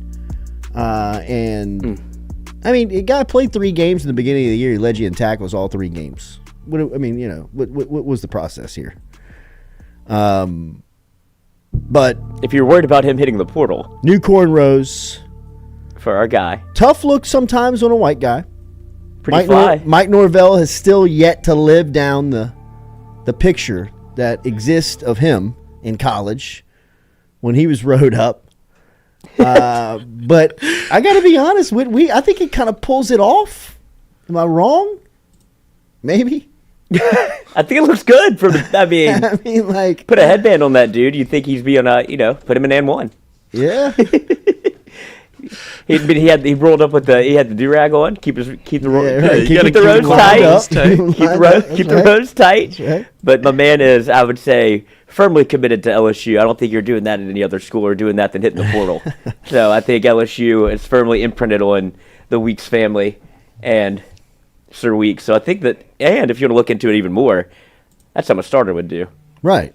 Mm-hmm. So I think you'll be getting some big-time playing time in the bowl game. He better. I mean, like, if not, I'm standing on the sidelines with that's my one of helmet those off. haircuts where you're like, bro, you better play. Yeah. Like, You better be a dog. If not, the camera's going to be on you standing on the sidelines all game. Night. Don't make a mistake. But I loved it. Me too. I love it. I mean, I can't go Rose. My forehead's too big. You saw that. I just don't have the hair for it. No. Well, that's true. You could do your beard. I could braid the beard. The back. All right, we're talking to Steven Ensminger Jr. here coming up in a couple of minutes. Look forward to talking to Junior as the Bearcats won a state title, first one since 1990. Stewie and I were in the building. It was it was an impressive game, both sides. Zachary and Ruston. That was a heavyweight fight. Zachary, I thought, threw their fiercest punch, but Ruston at the end just too big, too deep, too strong, man. I mean, they are a solid football team when really coached well. We mentioned Steven Ensminger Jr. as the quarterback's coach. Kyle Williams calls the defense. I mean, stealing. I mean, I saw him before the game, Coach. He's dialed in. It was as if he was like walking out the ramp to go play Brady and the Pats in 2006. I mean, it was. Don't kill anybody. He was in it. I mean, does LSU give him a look for D-line coach? I'm just asking. I mean, must be the truth. I'm just asking, just asking around. I mean, that's a guy who played here, played a long time in the NFL. You get a Louisiana guy that's kind of like the Kevin Mawai question that would come up all the time whenever he obviously isn't he offensive coordinator somewhere? I think Mawai's a head football coach at a high school. Yeah, but his name came up for offensive line coach every year after he left the league and he got into coaching. And it was Kevin Mawai's right there, Hall of Famer, LSU offensive line, obviously has ties. Played in the dog days of LSU football when it was Hallman. Miserable. Bad. But he never wavered, loves LSU. But it just, I don't know how you weigh those things. LSU always seems to find somebody that nobody knows. They usually go for bigger fish, right? They go for somebody that's established in the college football scene. At least I say that Les Miles was just hiring his friends, but so maybe that's why Mawai didn't get a look. It's all kind of that way. You know, it's fraternal. You heard Kelly. talk about Van Gorder, the guy that he fired. He was in my wedding. The guy that was in my wedding. I think there's a ton of that. Obviously you spend the majority of your professional career, inside of coaching offices. You end up becoming friends and acquaintances with these people, and you work with the people that you trust and Dan Lanning, as he says, if you look at his staff, it's made up of nothing but guys that he's worked with along the way. He's obviously been hey man, as soon as I get my job, you're going to be my guy. Yeah. You're going to be my strength guy. You're going to be my linebackers coach. You're going to be my wide receivers coach. That's kind of how this thing works, right? But I don't think that you can get caught in the mode of making Kevin Falk the running backs coach, making Kyle Williams the defensive line coach, making I get what you. But if Mawai, if Williams, if they're going to go through the proper channels to get trained up on coaching, right? Even Falk to a degree. Falk was he was kind of behind the scenes at LSU, and when he was on the field, he was a phenomenal coach. Yeah, and he was Karen Crow's head coach for a little while. Was he their head coach? I think, but he was coaching for a little while, in the high school ranks, and then but they were they were preparing him behind the scenes, for when that was going to happen. And Falk was kind of he was really good in the living room. Yeah, he was a really good recruiter. Another one that's really close, D-line too. Benny Logan is the D-line coach at Catholic, and he's been at a couple of places. Yeah, he's committed to the craft. Right. He is working on his coaching, chops. I mean, he's learning how to coach. I mean, I don't think just because. I mean, Michael Jordan was a terrible owner. Yeah, oh my goodness. Magic Johnson was a terrible coach. Right? I mean, when they're just trying to make this transition from the game to the owner's suite, from the game to the coaching box, it doesn't necessarily mean you're going to be great. Magic Johnson. You know what I mean? What's he ever done? There has to be a period of... It's a rite of passage almost. Absolutely. Yeah. I mean, like... You got to go through the grind. Like Skip talks about it, man.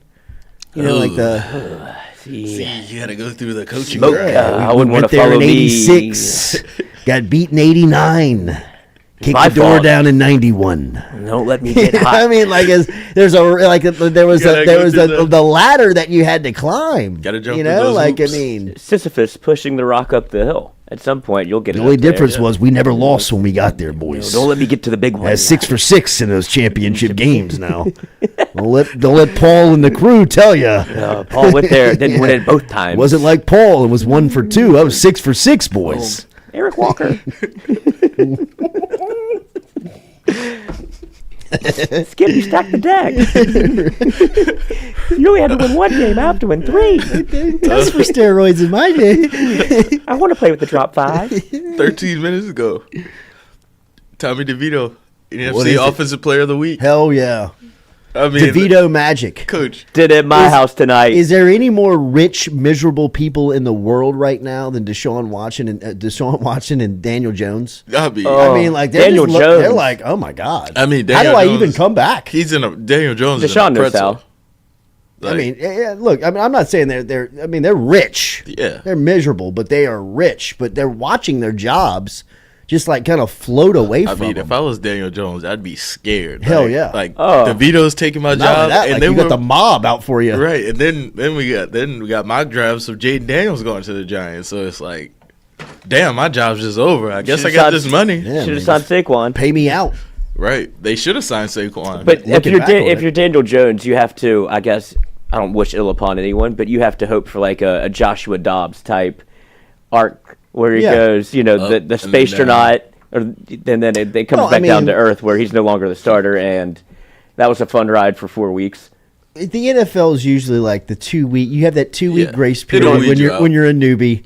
There's no video. There's no tape on you. No, we got tape on you. know what I mean? Like people are like, "Oh wow, this guy can run." Nobody knew. Yeah, didn't see that in the college tape. Who knew? Now they're like, okay, this guy can run a little bit, fellas. Right. DeVito's playing backyard football. Yeah. Let's take the air out of this DeVito wagon real quick. Well, the Saints. The only thing that James should be scared about is that he comes back in and doesn't make a play. Like he's got like the mob on his ass. Yeah. I mean, I got fucking DeVito sitting on the bench. Put DeVito in. Dayball. At least DeVito knew how to cover. Yeah. I would like to see the amount of tickets that have been placed on the Giants the past 2 weeks with DeVito as the starter. I bet Vegas is, or a bookie, like the old books are probably, they're dusting off the pencil. Yeah, right. Like, boys, we got one. I think I'm back in the game. Hey, no action on DeVito. We don't Tommy do that. Senior's boy is a quarterback for the G-Men. Open up the books, boys.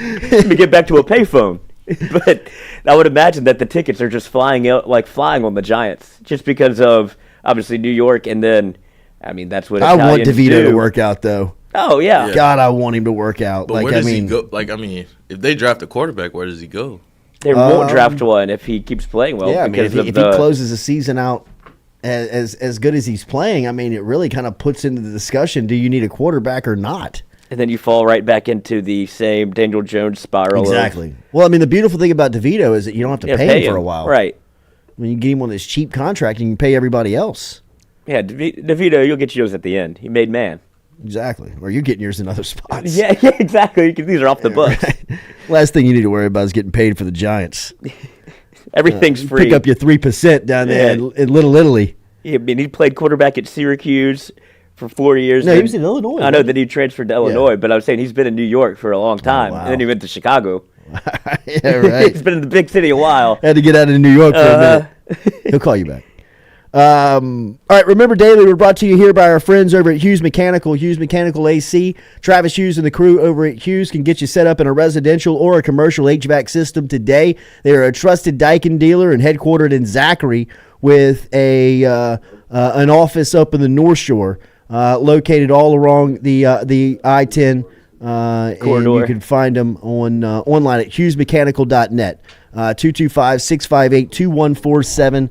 225-658-2147 is the phone number to get in touch with Hughes Mechanical Contractors and online at hughesmechanical.net. All right, last weekend, state titles wrapped up down in the Superdome. Another great weekend and a great product for the LHSAA out there. It wrapped up Saturday night with an absolute heavyweight fight. That is a building in the Superdome that has seen some pretty historic and monumental boxing matches back in the day. Muhammad Ali has been in that building a couple of times, and they've had some famous fights in that building. On Saturday, Zachary and Ruston was a heavyweight fight that was worth the price of admission. We were down there and we're watching that game and saw Ruston working out pregame, and they look like a junior college team.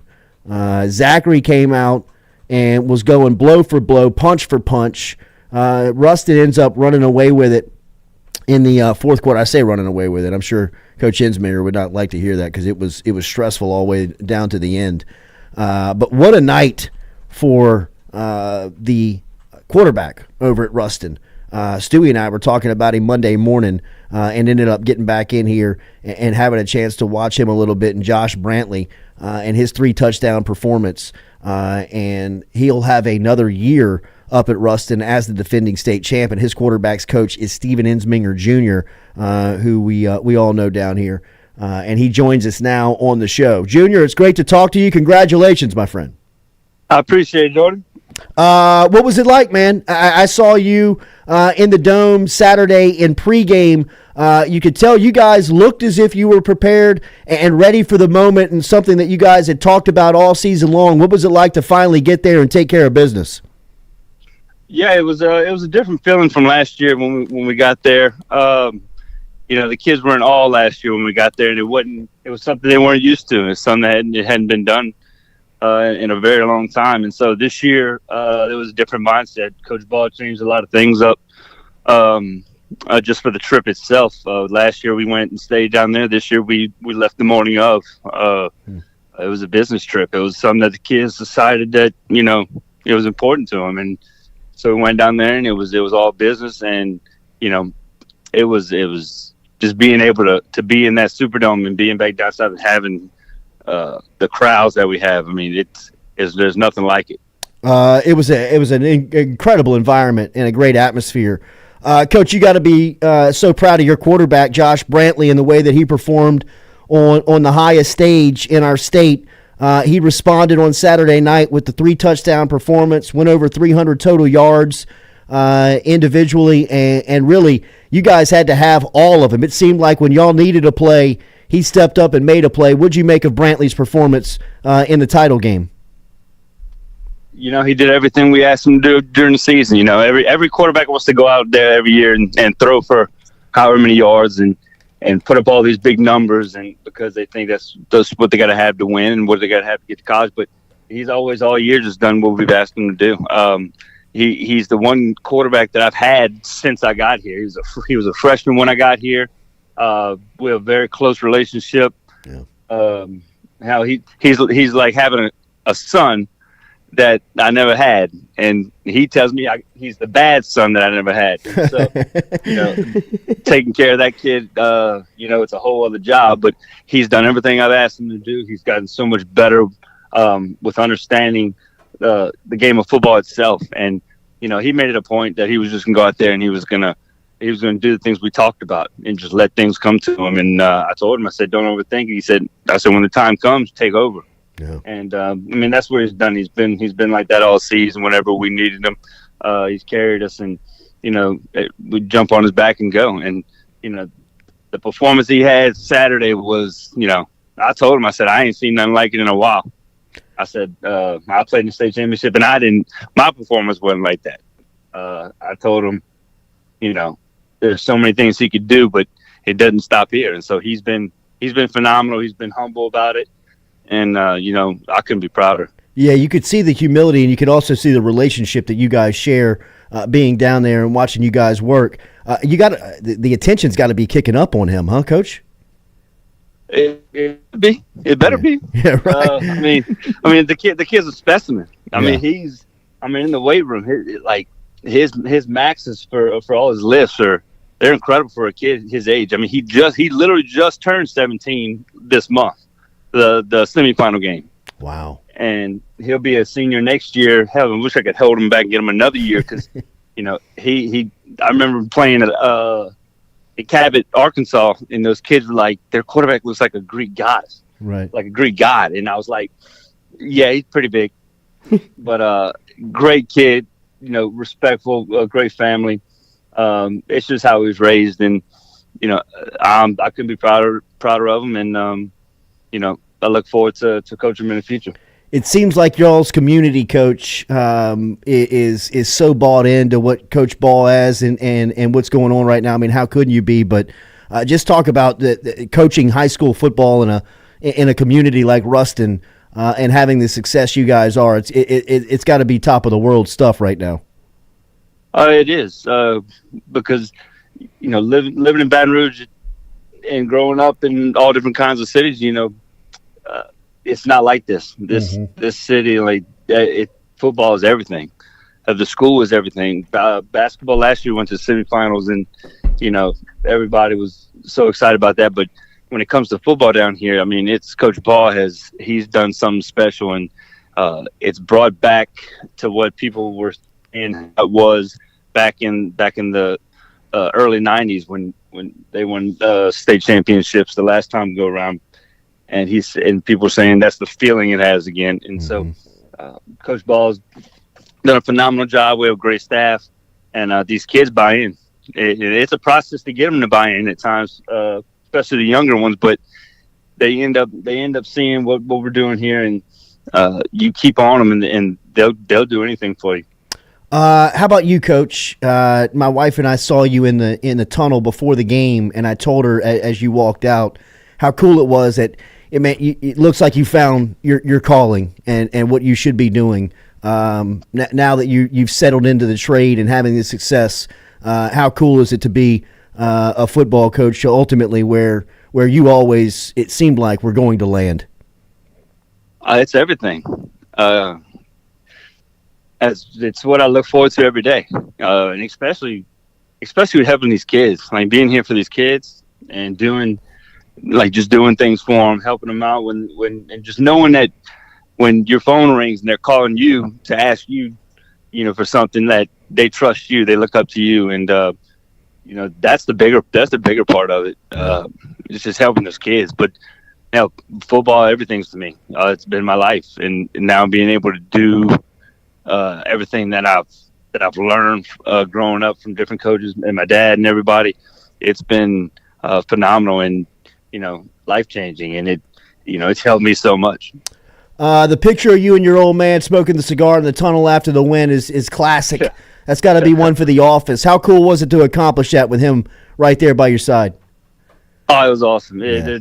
Being able to come down there and have my family down there, and my little sister brought her newborn baby down there. My older sister didn't come. We're superstitious, so she wasn't allowed to come because she came last year and we lost. So Crystalline stayed home. Brittany brought the new kid, her new baby Colt, my nephew, and had a bunch of other family members there. But having my dad there was special. Yeah, proud of you, Junior. It's great to see you. It's great to see you, especially in that environment, bro. Y'all's team is awesome. I'd imagine y'all will be headline going into next year with a huge X on y'all's back, and that's probably how you guys want it. But it was awesome to see you in the Dome. Still pray for you, think about you all the time, and go get them again, man. Will do. It's good seeing you as well. I may run into you over Christmas. You got it. There he is, man. There's Coach Ensminger checking in from Ruston this morning as a state champ, quarterbacks coach for the Bearcats.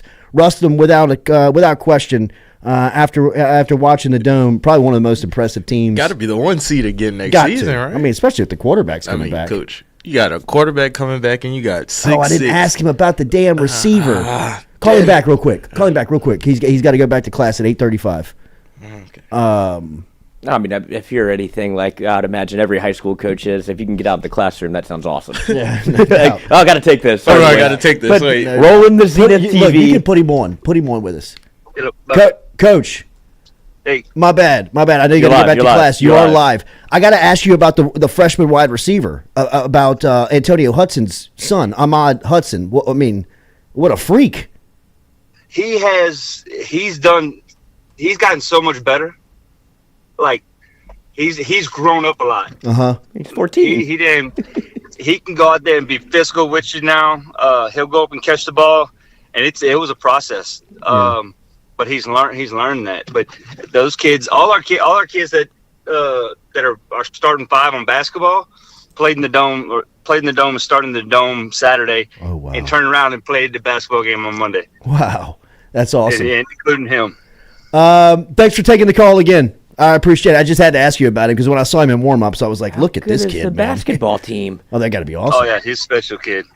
All right, Coach, I appreciate it. See you, man. Thank you. All right, there he is, Coach Ensminger, checking back in. I know the basketball team has to be good. They got 6'6". This kid's 14. I wonder if the quarterback plays. I know he does. He has to. He's too athletic to not play basketball. I mean, I'm sure my bro probably plays basketball just because. Mm-hmm. He said he grew up a lot. It's like, he's prepubescent. Playing 6'6" at wide receiver and making one-handed catches, and man's life has changed in front of your eyes. And if his birthday's late, he might have just turned 14. I mean, that's how they are. I mean, up there, yeah, it's just different. There's something in the water. Yeah. Mm-hmm. Them getting off the bus, I was just like, gee. 318 how coach. Cool of an experience it would be, right? Because, I mean, like, I grew up in Baton Rouge where, there's like 4 high schools that were winning at the time. But you would go, like, I would go to these small towns, like in college or, just kind of after playing in high school and realizing what that life would be like to be. Like, could you imagine being Ruston's quarterback in the town of Ruston? Oh, my goodness. After you've gone undefeated. State title. And you're the MVP of the state championship. You get to come back. And you're coming back. You do no wrong in Ruston. And you heard the way Coach was talking about him. He's like, he's like the son I never had, whatever. And he's like, that's a whole different issue. So, yeah. Coach, get ready for a senior year. It gets a little hazy up there. Varsity Blues, Coach. Exactly. Yeah. I do want you're alive. And I mean, Coach, he's probably gonna start getting offers soon. He should. Like, he deserves every offer you could think of. I mean, it'd be more fun if he didn't. Then you get to really enjoy high school football. I'm not going to college and play no ball. But I mean, Coach, he put one up in the dome Saturday, like in the air. Yeah. And he put that thing, Coach, traveled 60 yards in the air. He was impressive. Like, I mean, there was no two ways of taking away that game of not saying Trades Green and Ruston's quarterback are dogs. Best 2 players on the field. Like, those kids can play. Yeah. I mean. I even like the cornerback from Ruston, number 1. Yeah. And Sam had a tough task. Yeah, Sam had him in the write-up, though. He's Aiden Anding is his name. And he held his own for the most part against Trades Green. Kid's 6 foot maybe. Trades Green is 6'7". Like, yeah, I mean, like, Coach, that was mouse in the house. You could have brought Pat P in there. You'd been like, Coach, I don't know. He's gonna get one on me. I agree. Like, what do you want me to do? He's gonna get one on me. And then we talk about cornerbacks. Deuce Harmon from A&M has entered the portal, and he got the emoji eyes from Billy Embody. So maybe somebody to look out for on the LSU front. What position? Cornerback. Hell yeah. Number 11 from A&M. You combine. Is he a Louisiana kid? No, he's from Texas. You combine 2 things though. You get Deuce Chestnut and Denver Harris combined with Deuce Harmon from A&M. So how could that go wrong? Hell yeah. What's the latest on the transfer portal stuff? Like, you hear anything? I mean, outside of Quincy, he's the last. No, I'm saying, like, as far as them taking people. Exits. I mean, you got Jordan Gilbert still out there. I think that they're waiting on some staff announcements Changes before they make those announcements. Would be my guess. I mean, again, the sense of urgency for a portal guy is not, like if you know where you want to go, you've made that communication, and ultimately it's been everybody knows what's right. I think there are some things behind the scenes that are happening that we just don't know yet.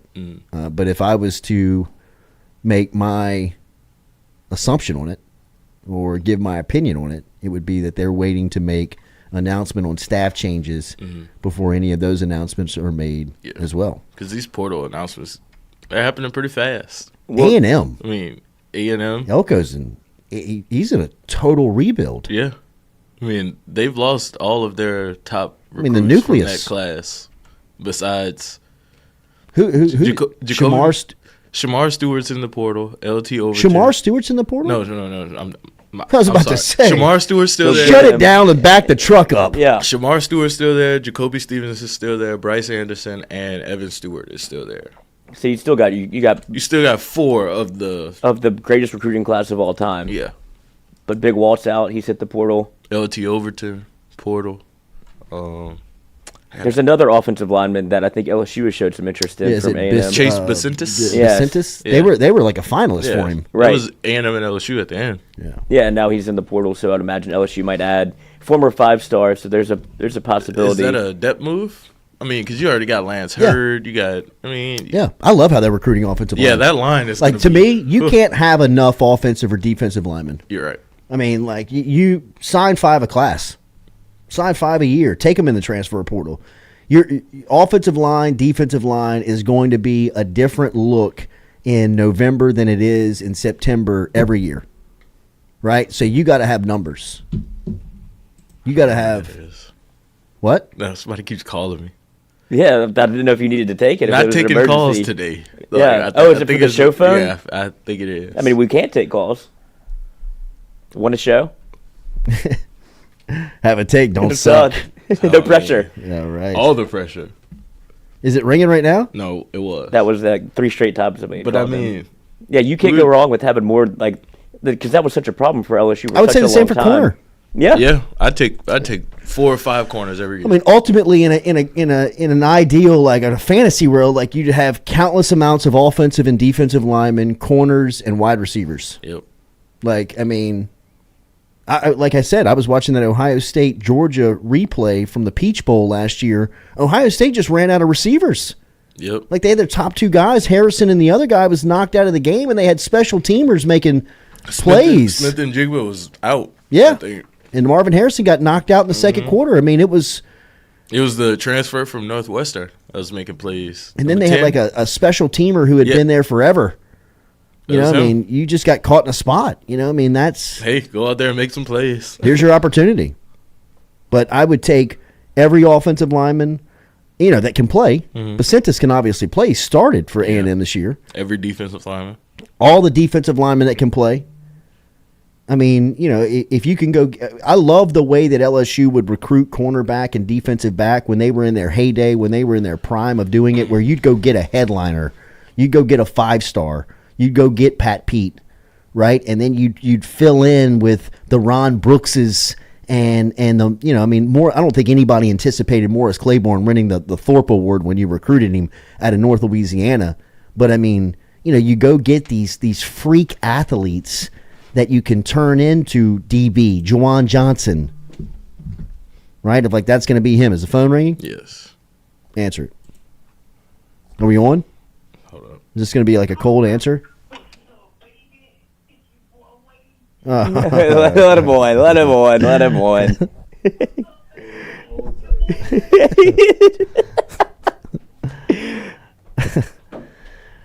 Remember, daily, we are brought to you by our friends over at Katie's Restaurant. Katie's in New Orleans, online at Katie's in midcity.com, katie'sinmidcity.com. Open on Sundays, 10 a.m. until 6 p.m. Great restaurant specials, great New Orleans favorites that you can find over there. Cold beer, always at Katie's, katie'sinmidcity.com, katie'sinmidcity.com. One phone call. Who we got? Let's go to the phone call, the phone lines, and check in. One call. Who is it? Jordy, it's your boy Wade from Houston, Ruston, baby. You got to be celebrating the title, man. Emma, I was in the dome, baby. We hopped on I-10 East from A-Town to New Orleans, baby. Got there on Friday. Jordy, what you say about the 318? We dominated. Won 4 out of the 8 state championships down there. How many for the 504? 0. 337 got 2. 225 get. Let me tell you something, right? I was dying now. They said, "Oh, Zachary went and got a 5-star." I said, "They better go get a 6-star." See, Ruston is homegrown, baby. Now I can't lie, Jordy. In that third quarter, I was in the dome, right? Man, Trey Green turned in and ran them off. He did. He was mossing them. Now, Jordy, if you would have told me that Ruston, Jordy Jet Hayes, had 13 carries for 3 yards the entire game, I don't think Ruston ran for 20 yards between the running backs. Mm-hmm. But in that second half, Ruston came out passing it, and man, that 4th down call with 1 minute and 13 seconds left. The whole dome thought it was going to be a power toss. So when you faked it in the bootleg, you came around the corner. Josh Brantley, coach, he's going to be a fast name that's rising on recruiting boards, I think. Hey, Josh Brantley, the first year started, he's a junior. He's almost 6'4", 200+ pounds. Looks like Vince Young running that thing. Both of the running backs, Jordy, they just juniors. Andy, number 1, he played a hell of a game. Yeah, he did. Gave Trey Green all he can handle, and he took a punt back for a touchdown, ladies and gentlemen, when Ruston was struggling. Didn't he do that, Jordy? That was the first touchdown of the night for Ruston. Yep. That's right. Y'all had to have that. Right. Y'all had to have that. What was it? We had to have it, baby.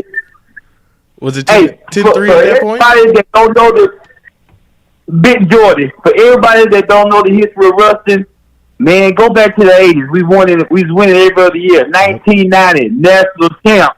We was Western Road before Western Road. Beat Warwick Dunn in Catholic in the state championship game. 52-10 in 1990. Number 1 ranked team in the nation. We don't go recruit. We homegrown. Zachary, everybody else, y'all go get whoever y'all want. Guess what's going to happen next year? Big Ruston, baby! Let's go, Rocket! My man Wade. With the hang up. Sounds like Pimp C. Yeah. He does. Ruston is loaded. Coach, I mean, and you're right. That kid did return. I told you that kid was he was good. Like I could see it from play 1 when they tried it out there. He had his hands full. Yeah, I was like, I mean, I'm looking at him like everybody's running away from that assignment. Yeah, I mean, and he was Coach, put me on him. He was trying to go at him. And that first touchdown, he has his hand on the ball. Mm-hmm. Oh, and he rips it away. And Trey Green is just—he's a monster. He's a monster. Yeah. Like, I mean, from a high school football standpoint, that guy is a monster. I mean, like, from a college football standpoint, like, he's going to be the biggest player on the field. What did DeAndre Hopkins say? It was just a better catch by eye. Yeah. His junior year, he's going to be he'll look like that in college football. I mean, he's going to be 6'8", 240. And he'll be chiseled, and he'll still be running and jumping, and he's going to be jumping over people. I'm not telling you that this guy's coming in here and he's going to skip the grace period and he's going to be an all-SEC, all-American performer. I'm just telling you, 2 years from now, he's going to be scary to think about how good he could be. Because watching him in the dome against the best team in the state, I mean, like, Ruston is low. I'd take Ruston against anybody in the country. No doubt. Did Ruston play Catholic this year?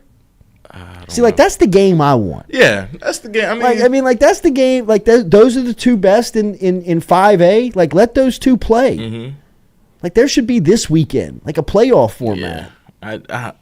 I mean, that split thing is stupid. And then you got Acadiana, a public school, playing Catholic, a private school. Like, so it's not even public and private anymore.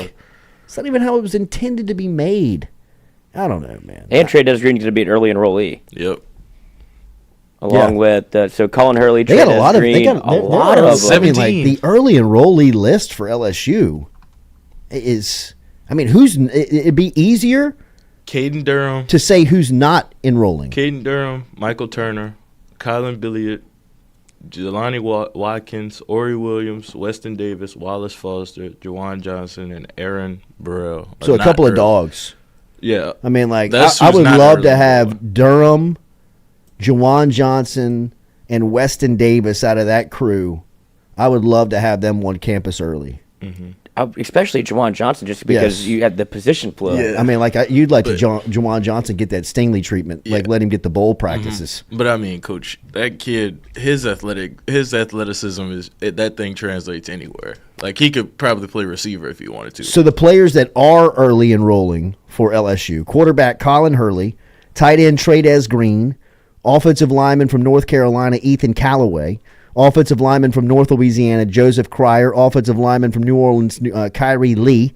Defensive lineman, Gabe Relaford. Hell yeah. Cool. Get in and stay. Absolutely. Give me that paperwork. Get to class. Yeah. Defensive lineman, Ahmad Bro, who we saw last weekend, Stewie. Is he a true, I don't think he's a true D tackle. I think he's like an end. Yeah. So this is the second year in a row that they've not really signed any defensive tackles. Because Gabe Relaford's a defensive end, too. Demarion Johnson, Sean Washington. Yeah, Demarion Johnson and Sean Washington are like the only two true D linemen that are in this. And they're in home today with Don McKinley. With Don McKinley. Another defensive lineman, Demarion Johnson, who is a true down lineman. Defensive lineman, Sean Washington. These are all guys that are early enrolling. Edge rusher, C.J. Jackson. He's out of Atlanta, right? He's out of Georgia. Mm-hmm. Linebacker, Devon Keys. Linebacker, Kalaj Cobbins. Linebacker, Tylen Singleton. Linebacker, Xavier Atkins. So the entire linebacking class, which Xavier Atkins is up for Mr. Texas, or Mr. Football in the state of Texas. He had a phenomenal season over there in Texas. But that linebacker class, you want to hang on to all these guys, man.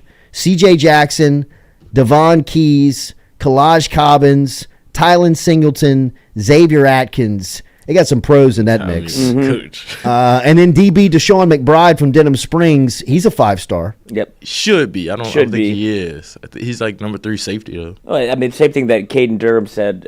You got to do backflips. He scored 5 touchdowns in a semifinal Texas 6A playoff game and still doesn't have a 5th star. He's like, "What do you want me to do?" He's like, "I'll cut a backflip." He's like, should have cut a backflip on this one.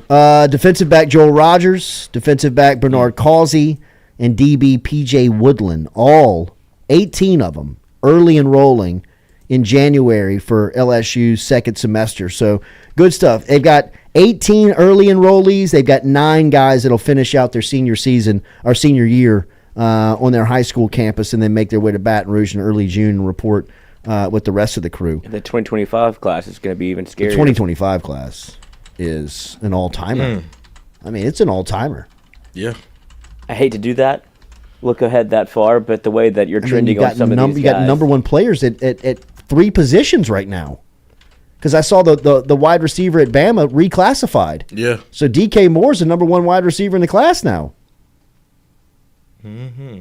So you got the number 1 wideout. Yeah, Nick Saban's leaving. You got the number 1 running back, or that's going to happen next week, right? Monday, Harlem Berry. Mm-hmm. The Bryce Underwood set to announce on January 6th. I mean, just by those guys alone. I mean, you got Keelan Moses is in that class. Yep.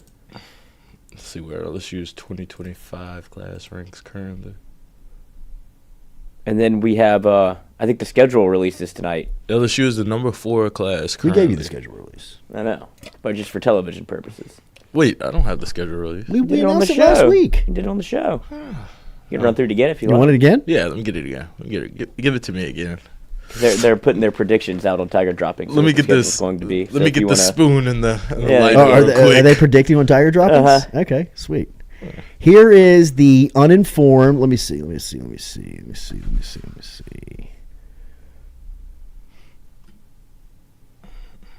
Drum roll, please. Hang on one second. I'm going to find it in these text messages. Yeah.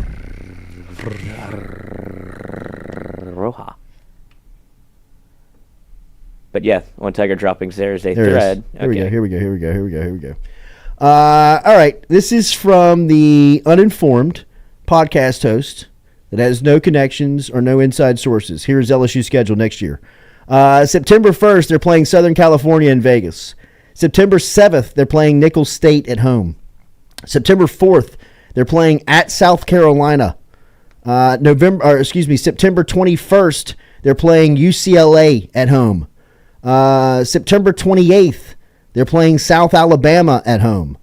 On October 5th, they have an open date. On October 12th, they're hosting Ole Miss. On October 19th, they're traveling to Arkansas. On October 26th, they're traveling to Texas A&M. The next weekend, they have open, which is November 2nd. November 9th, Alabama is in town. November 16th, they're in Gainesville at Florida. November 23rd, Vanderbilt is here. And then the day after Thanksgiving on November 30th, Oklahoma is in town. What are those last three? Are these all away? At Florida, home versus Vandy, home versus Oklahoma. There we go. So November, you've got Bama at home. You travel to Gainesville. You have Vandy at home, and you've got Oklahoma at home. It's a pretty good November schedule. That is a great November schedule. Vandy's a nice little... October, you're open on October 5th.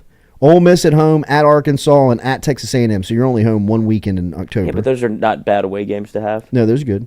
September, you've got really good games. See everybody in Vegas on September 1st. Nichols is at home.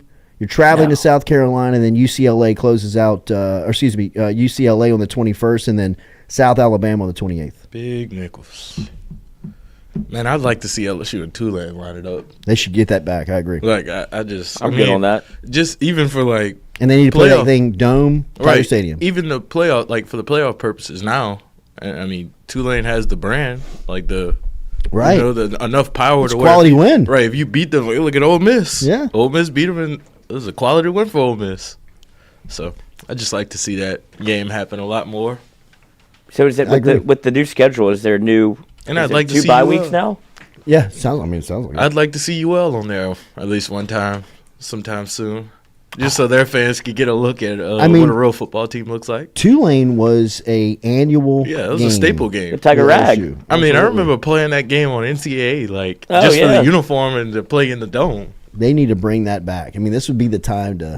The last time they played was what, 2007? I think so. It was the Charles Scott. Whenever they rolled out the uniforms, yeah, all white. Great unis. But LSU, no. Is it all white with the gold? Purple top, white pant, and the white helmet. Yeah, I do remember this. That was the night. That was when Perilou brought out the Hirachis for the first time. Yes.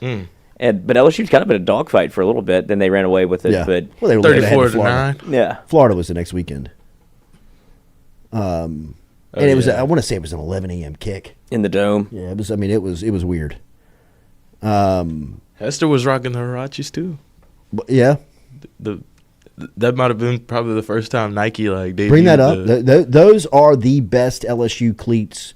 In fact, Stringfellow's office.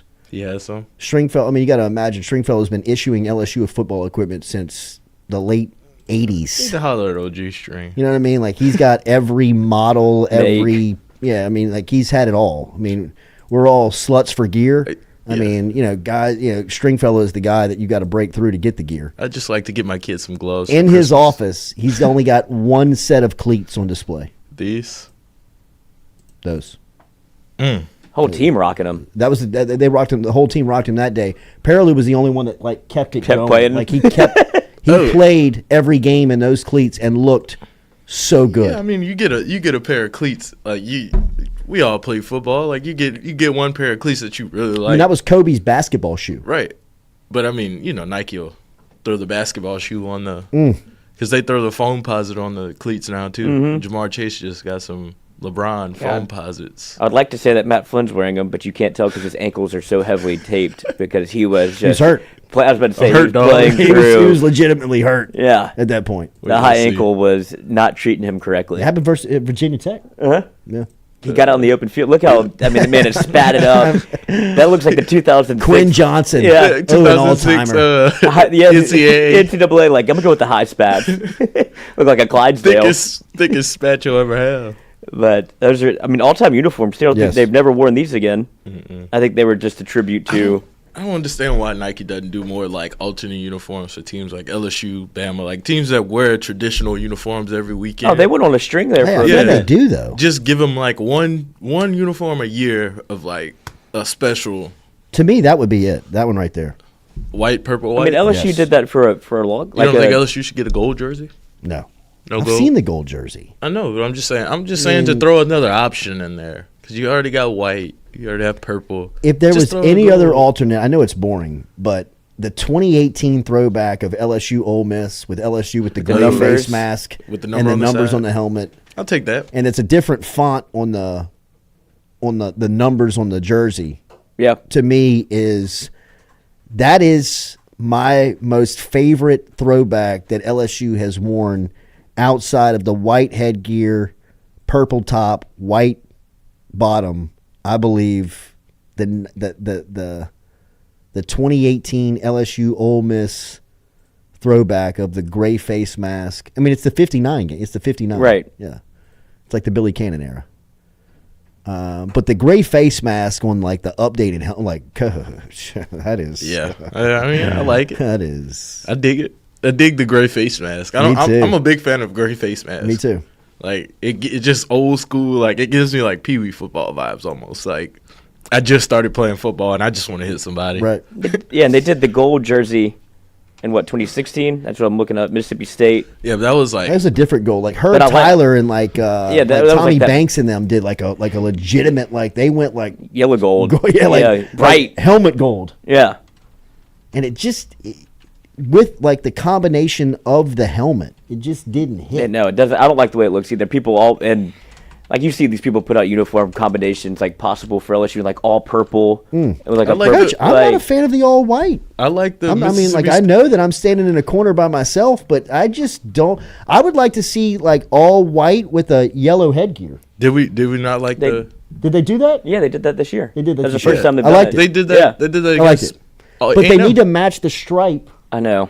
Oh, That's no, it what wasn't gets against me. A&M. You have to talk to. It's like what happened to. You'd have to talk to G-String. I know. It's the pants. I know. And then String puts me somewhere else. He tells me to go. I'm like, They're I don't care that much. They're still wearing. You know what I mean? the But like it's pants the Saints. Like if you're gonna wear the retro, like go with all the the way retro retro. helmet.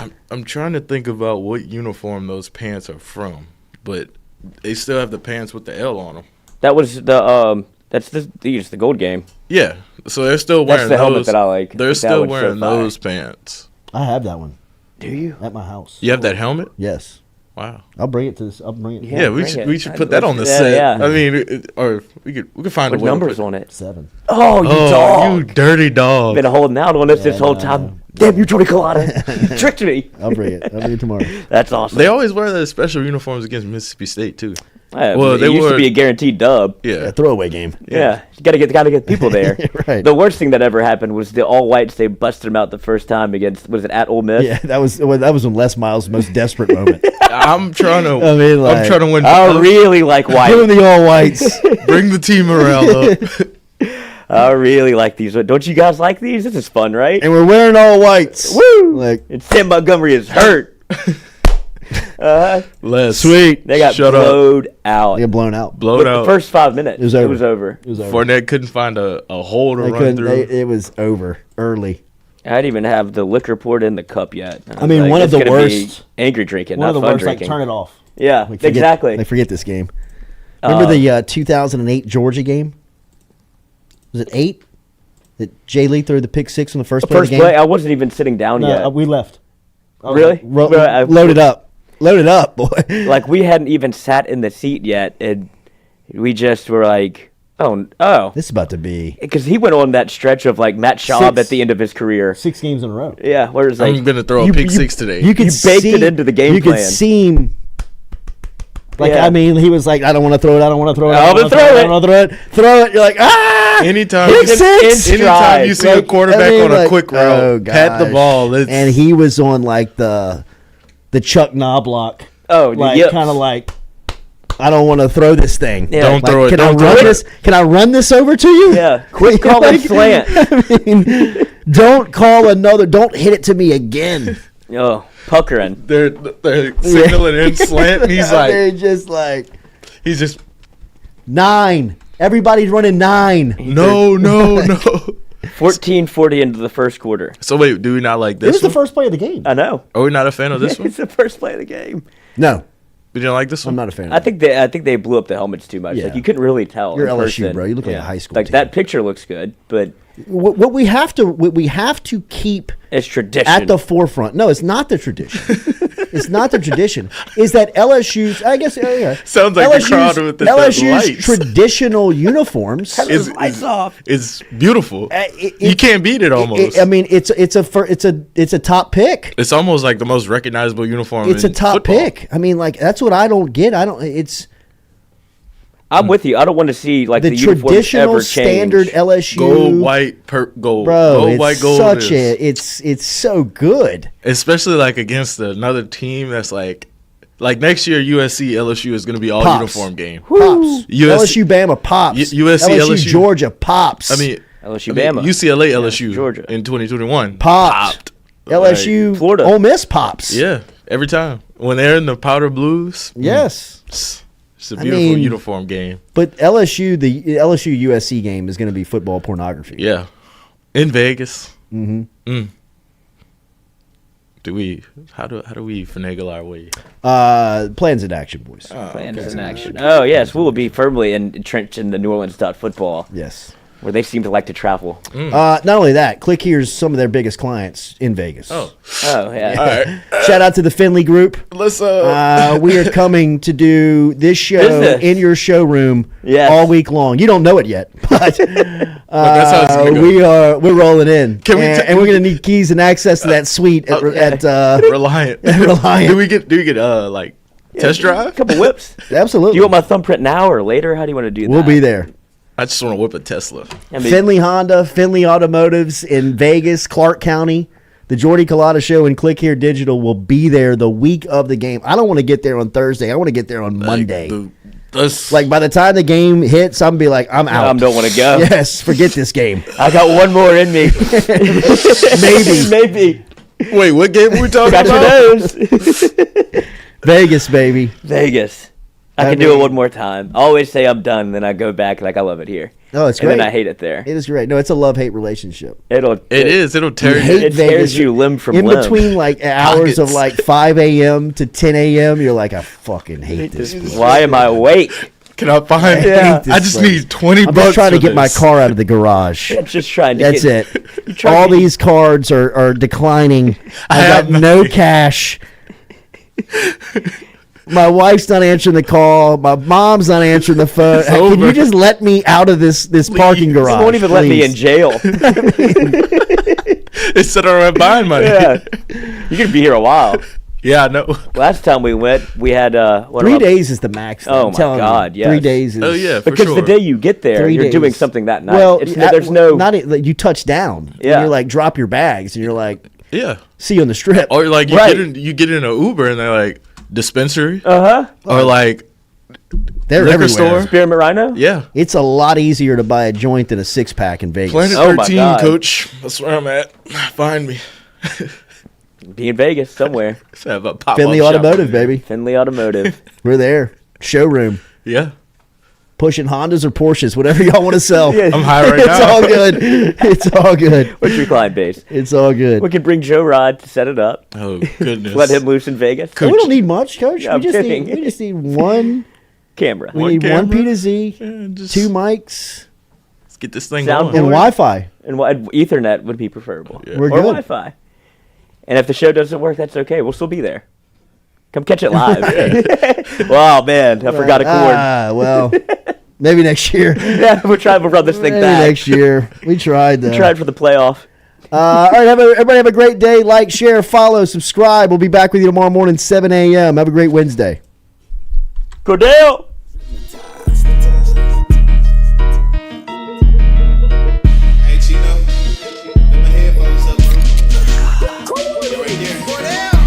Monday through Friday from 7 to 9. Yeah, you see the notification, we about to go live. We got all your favorite guests, we got them in line. It's the Jordy Culotta Show, come have a good time. It's the hottest show around, we ain't gotta flex.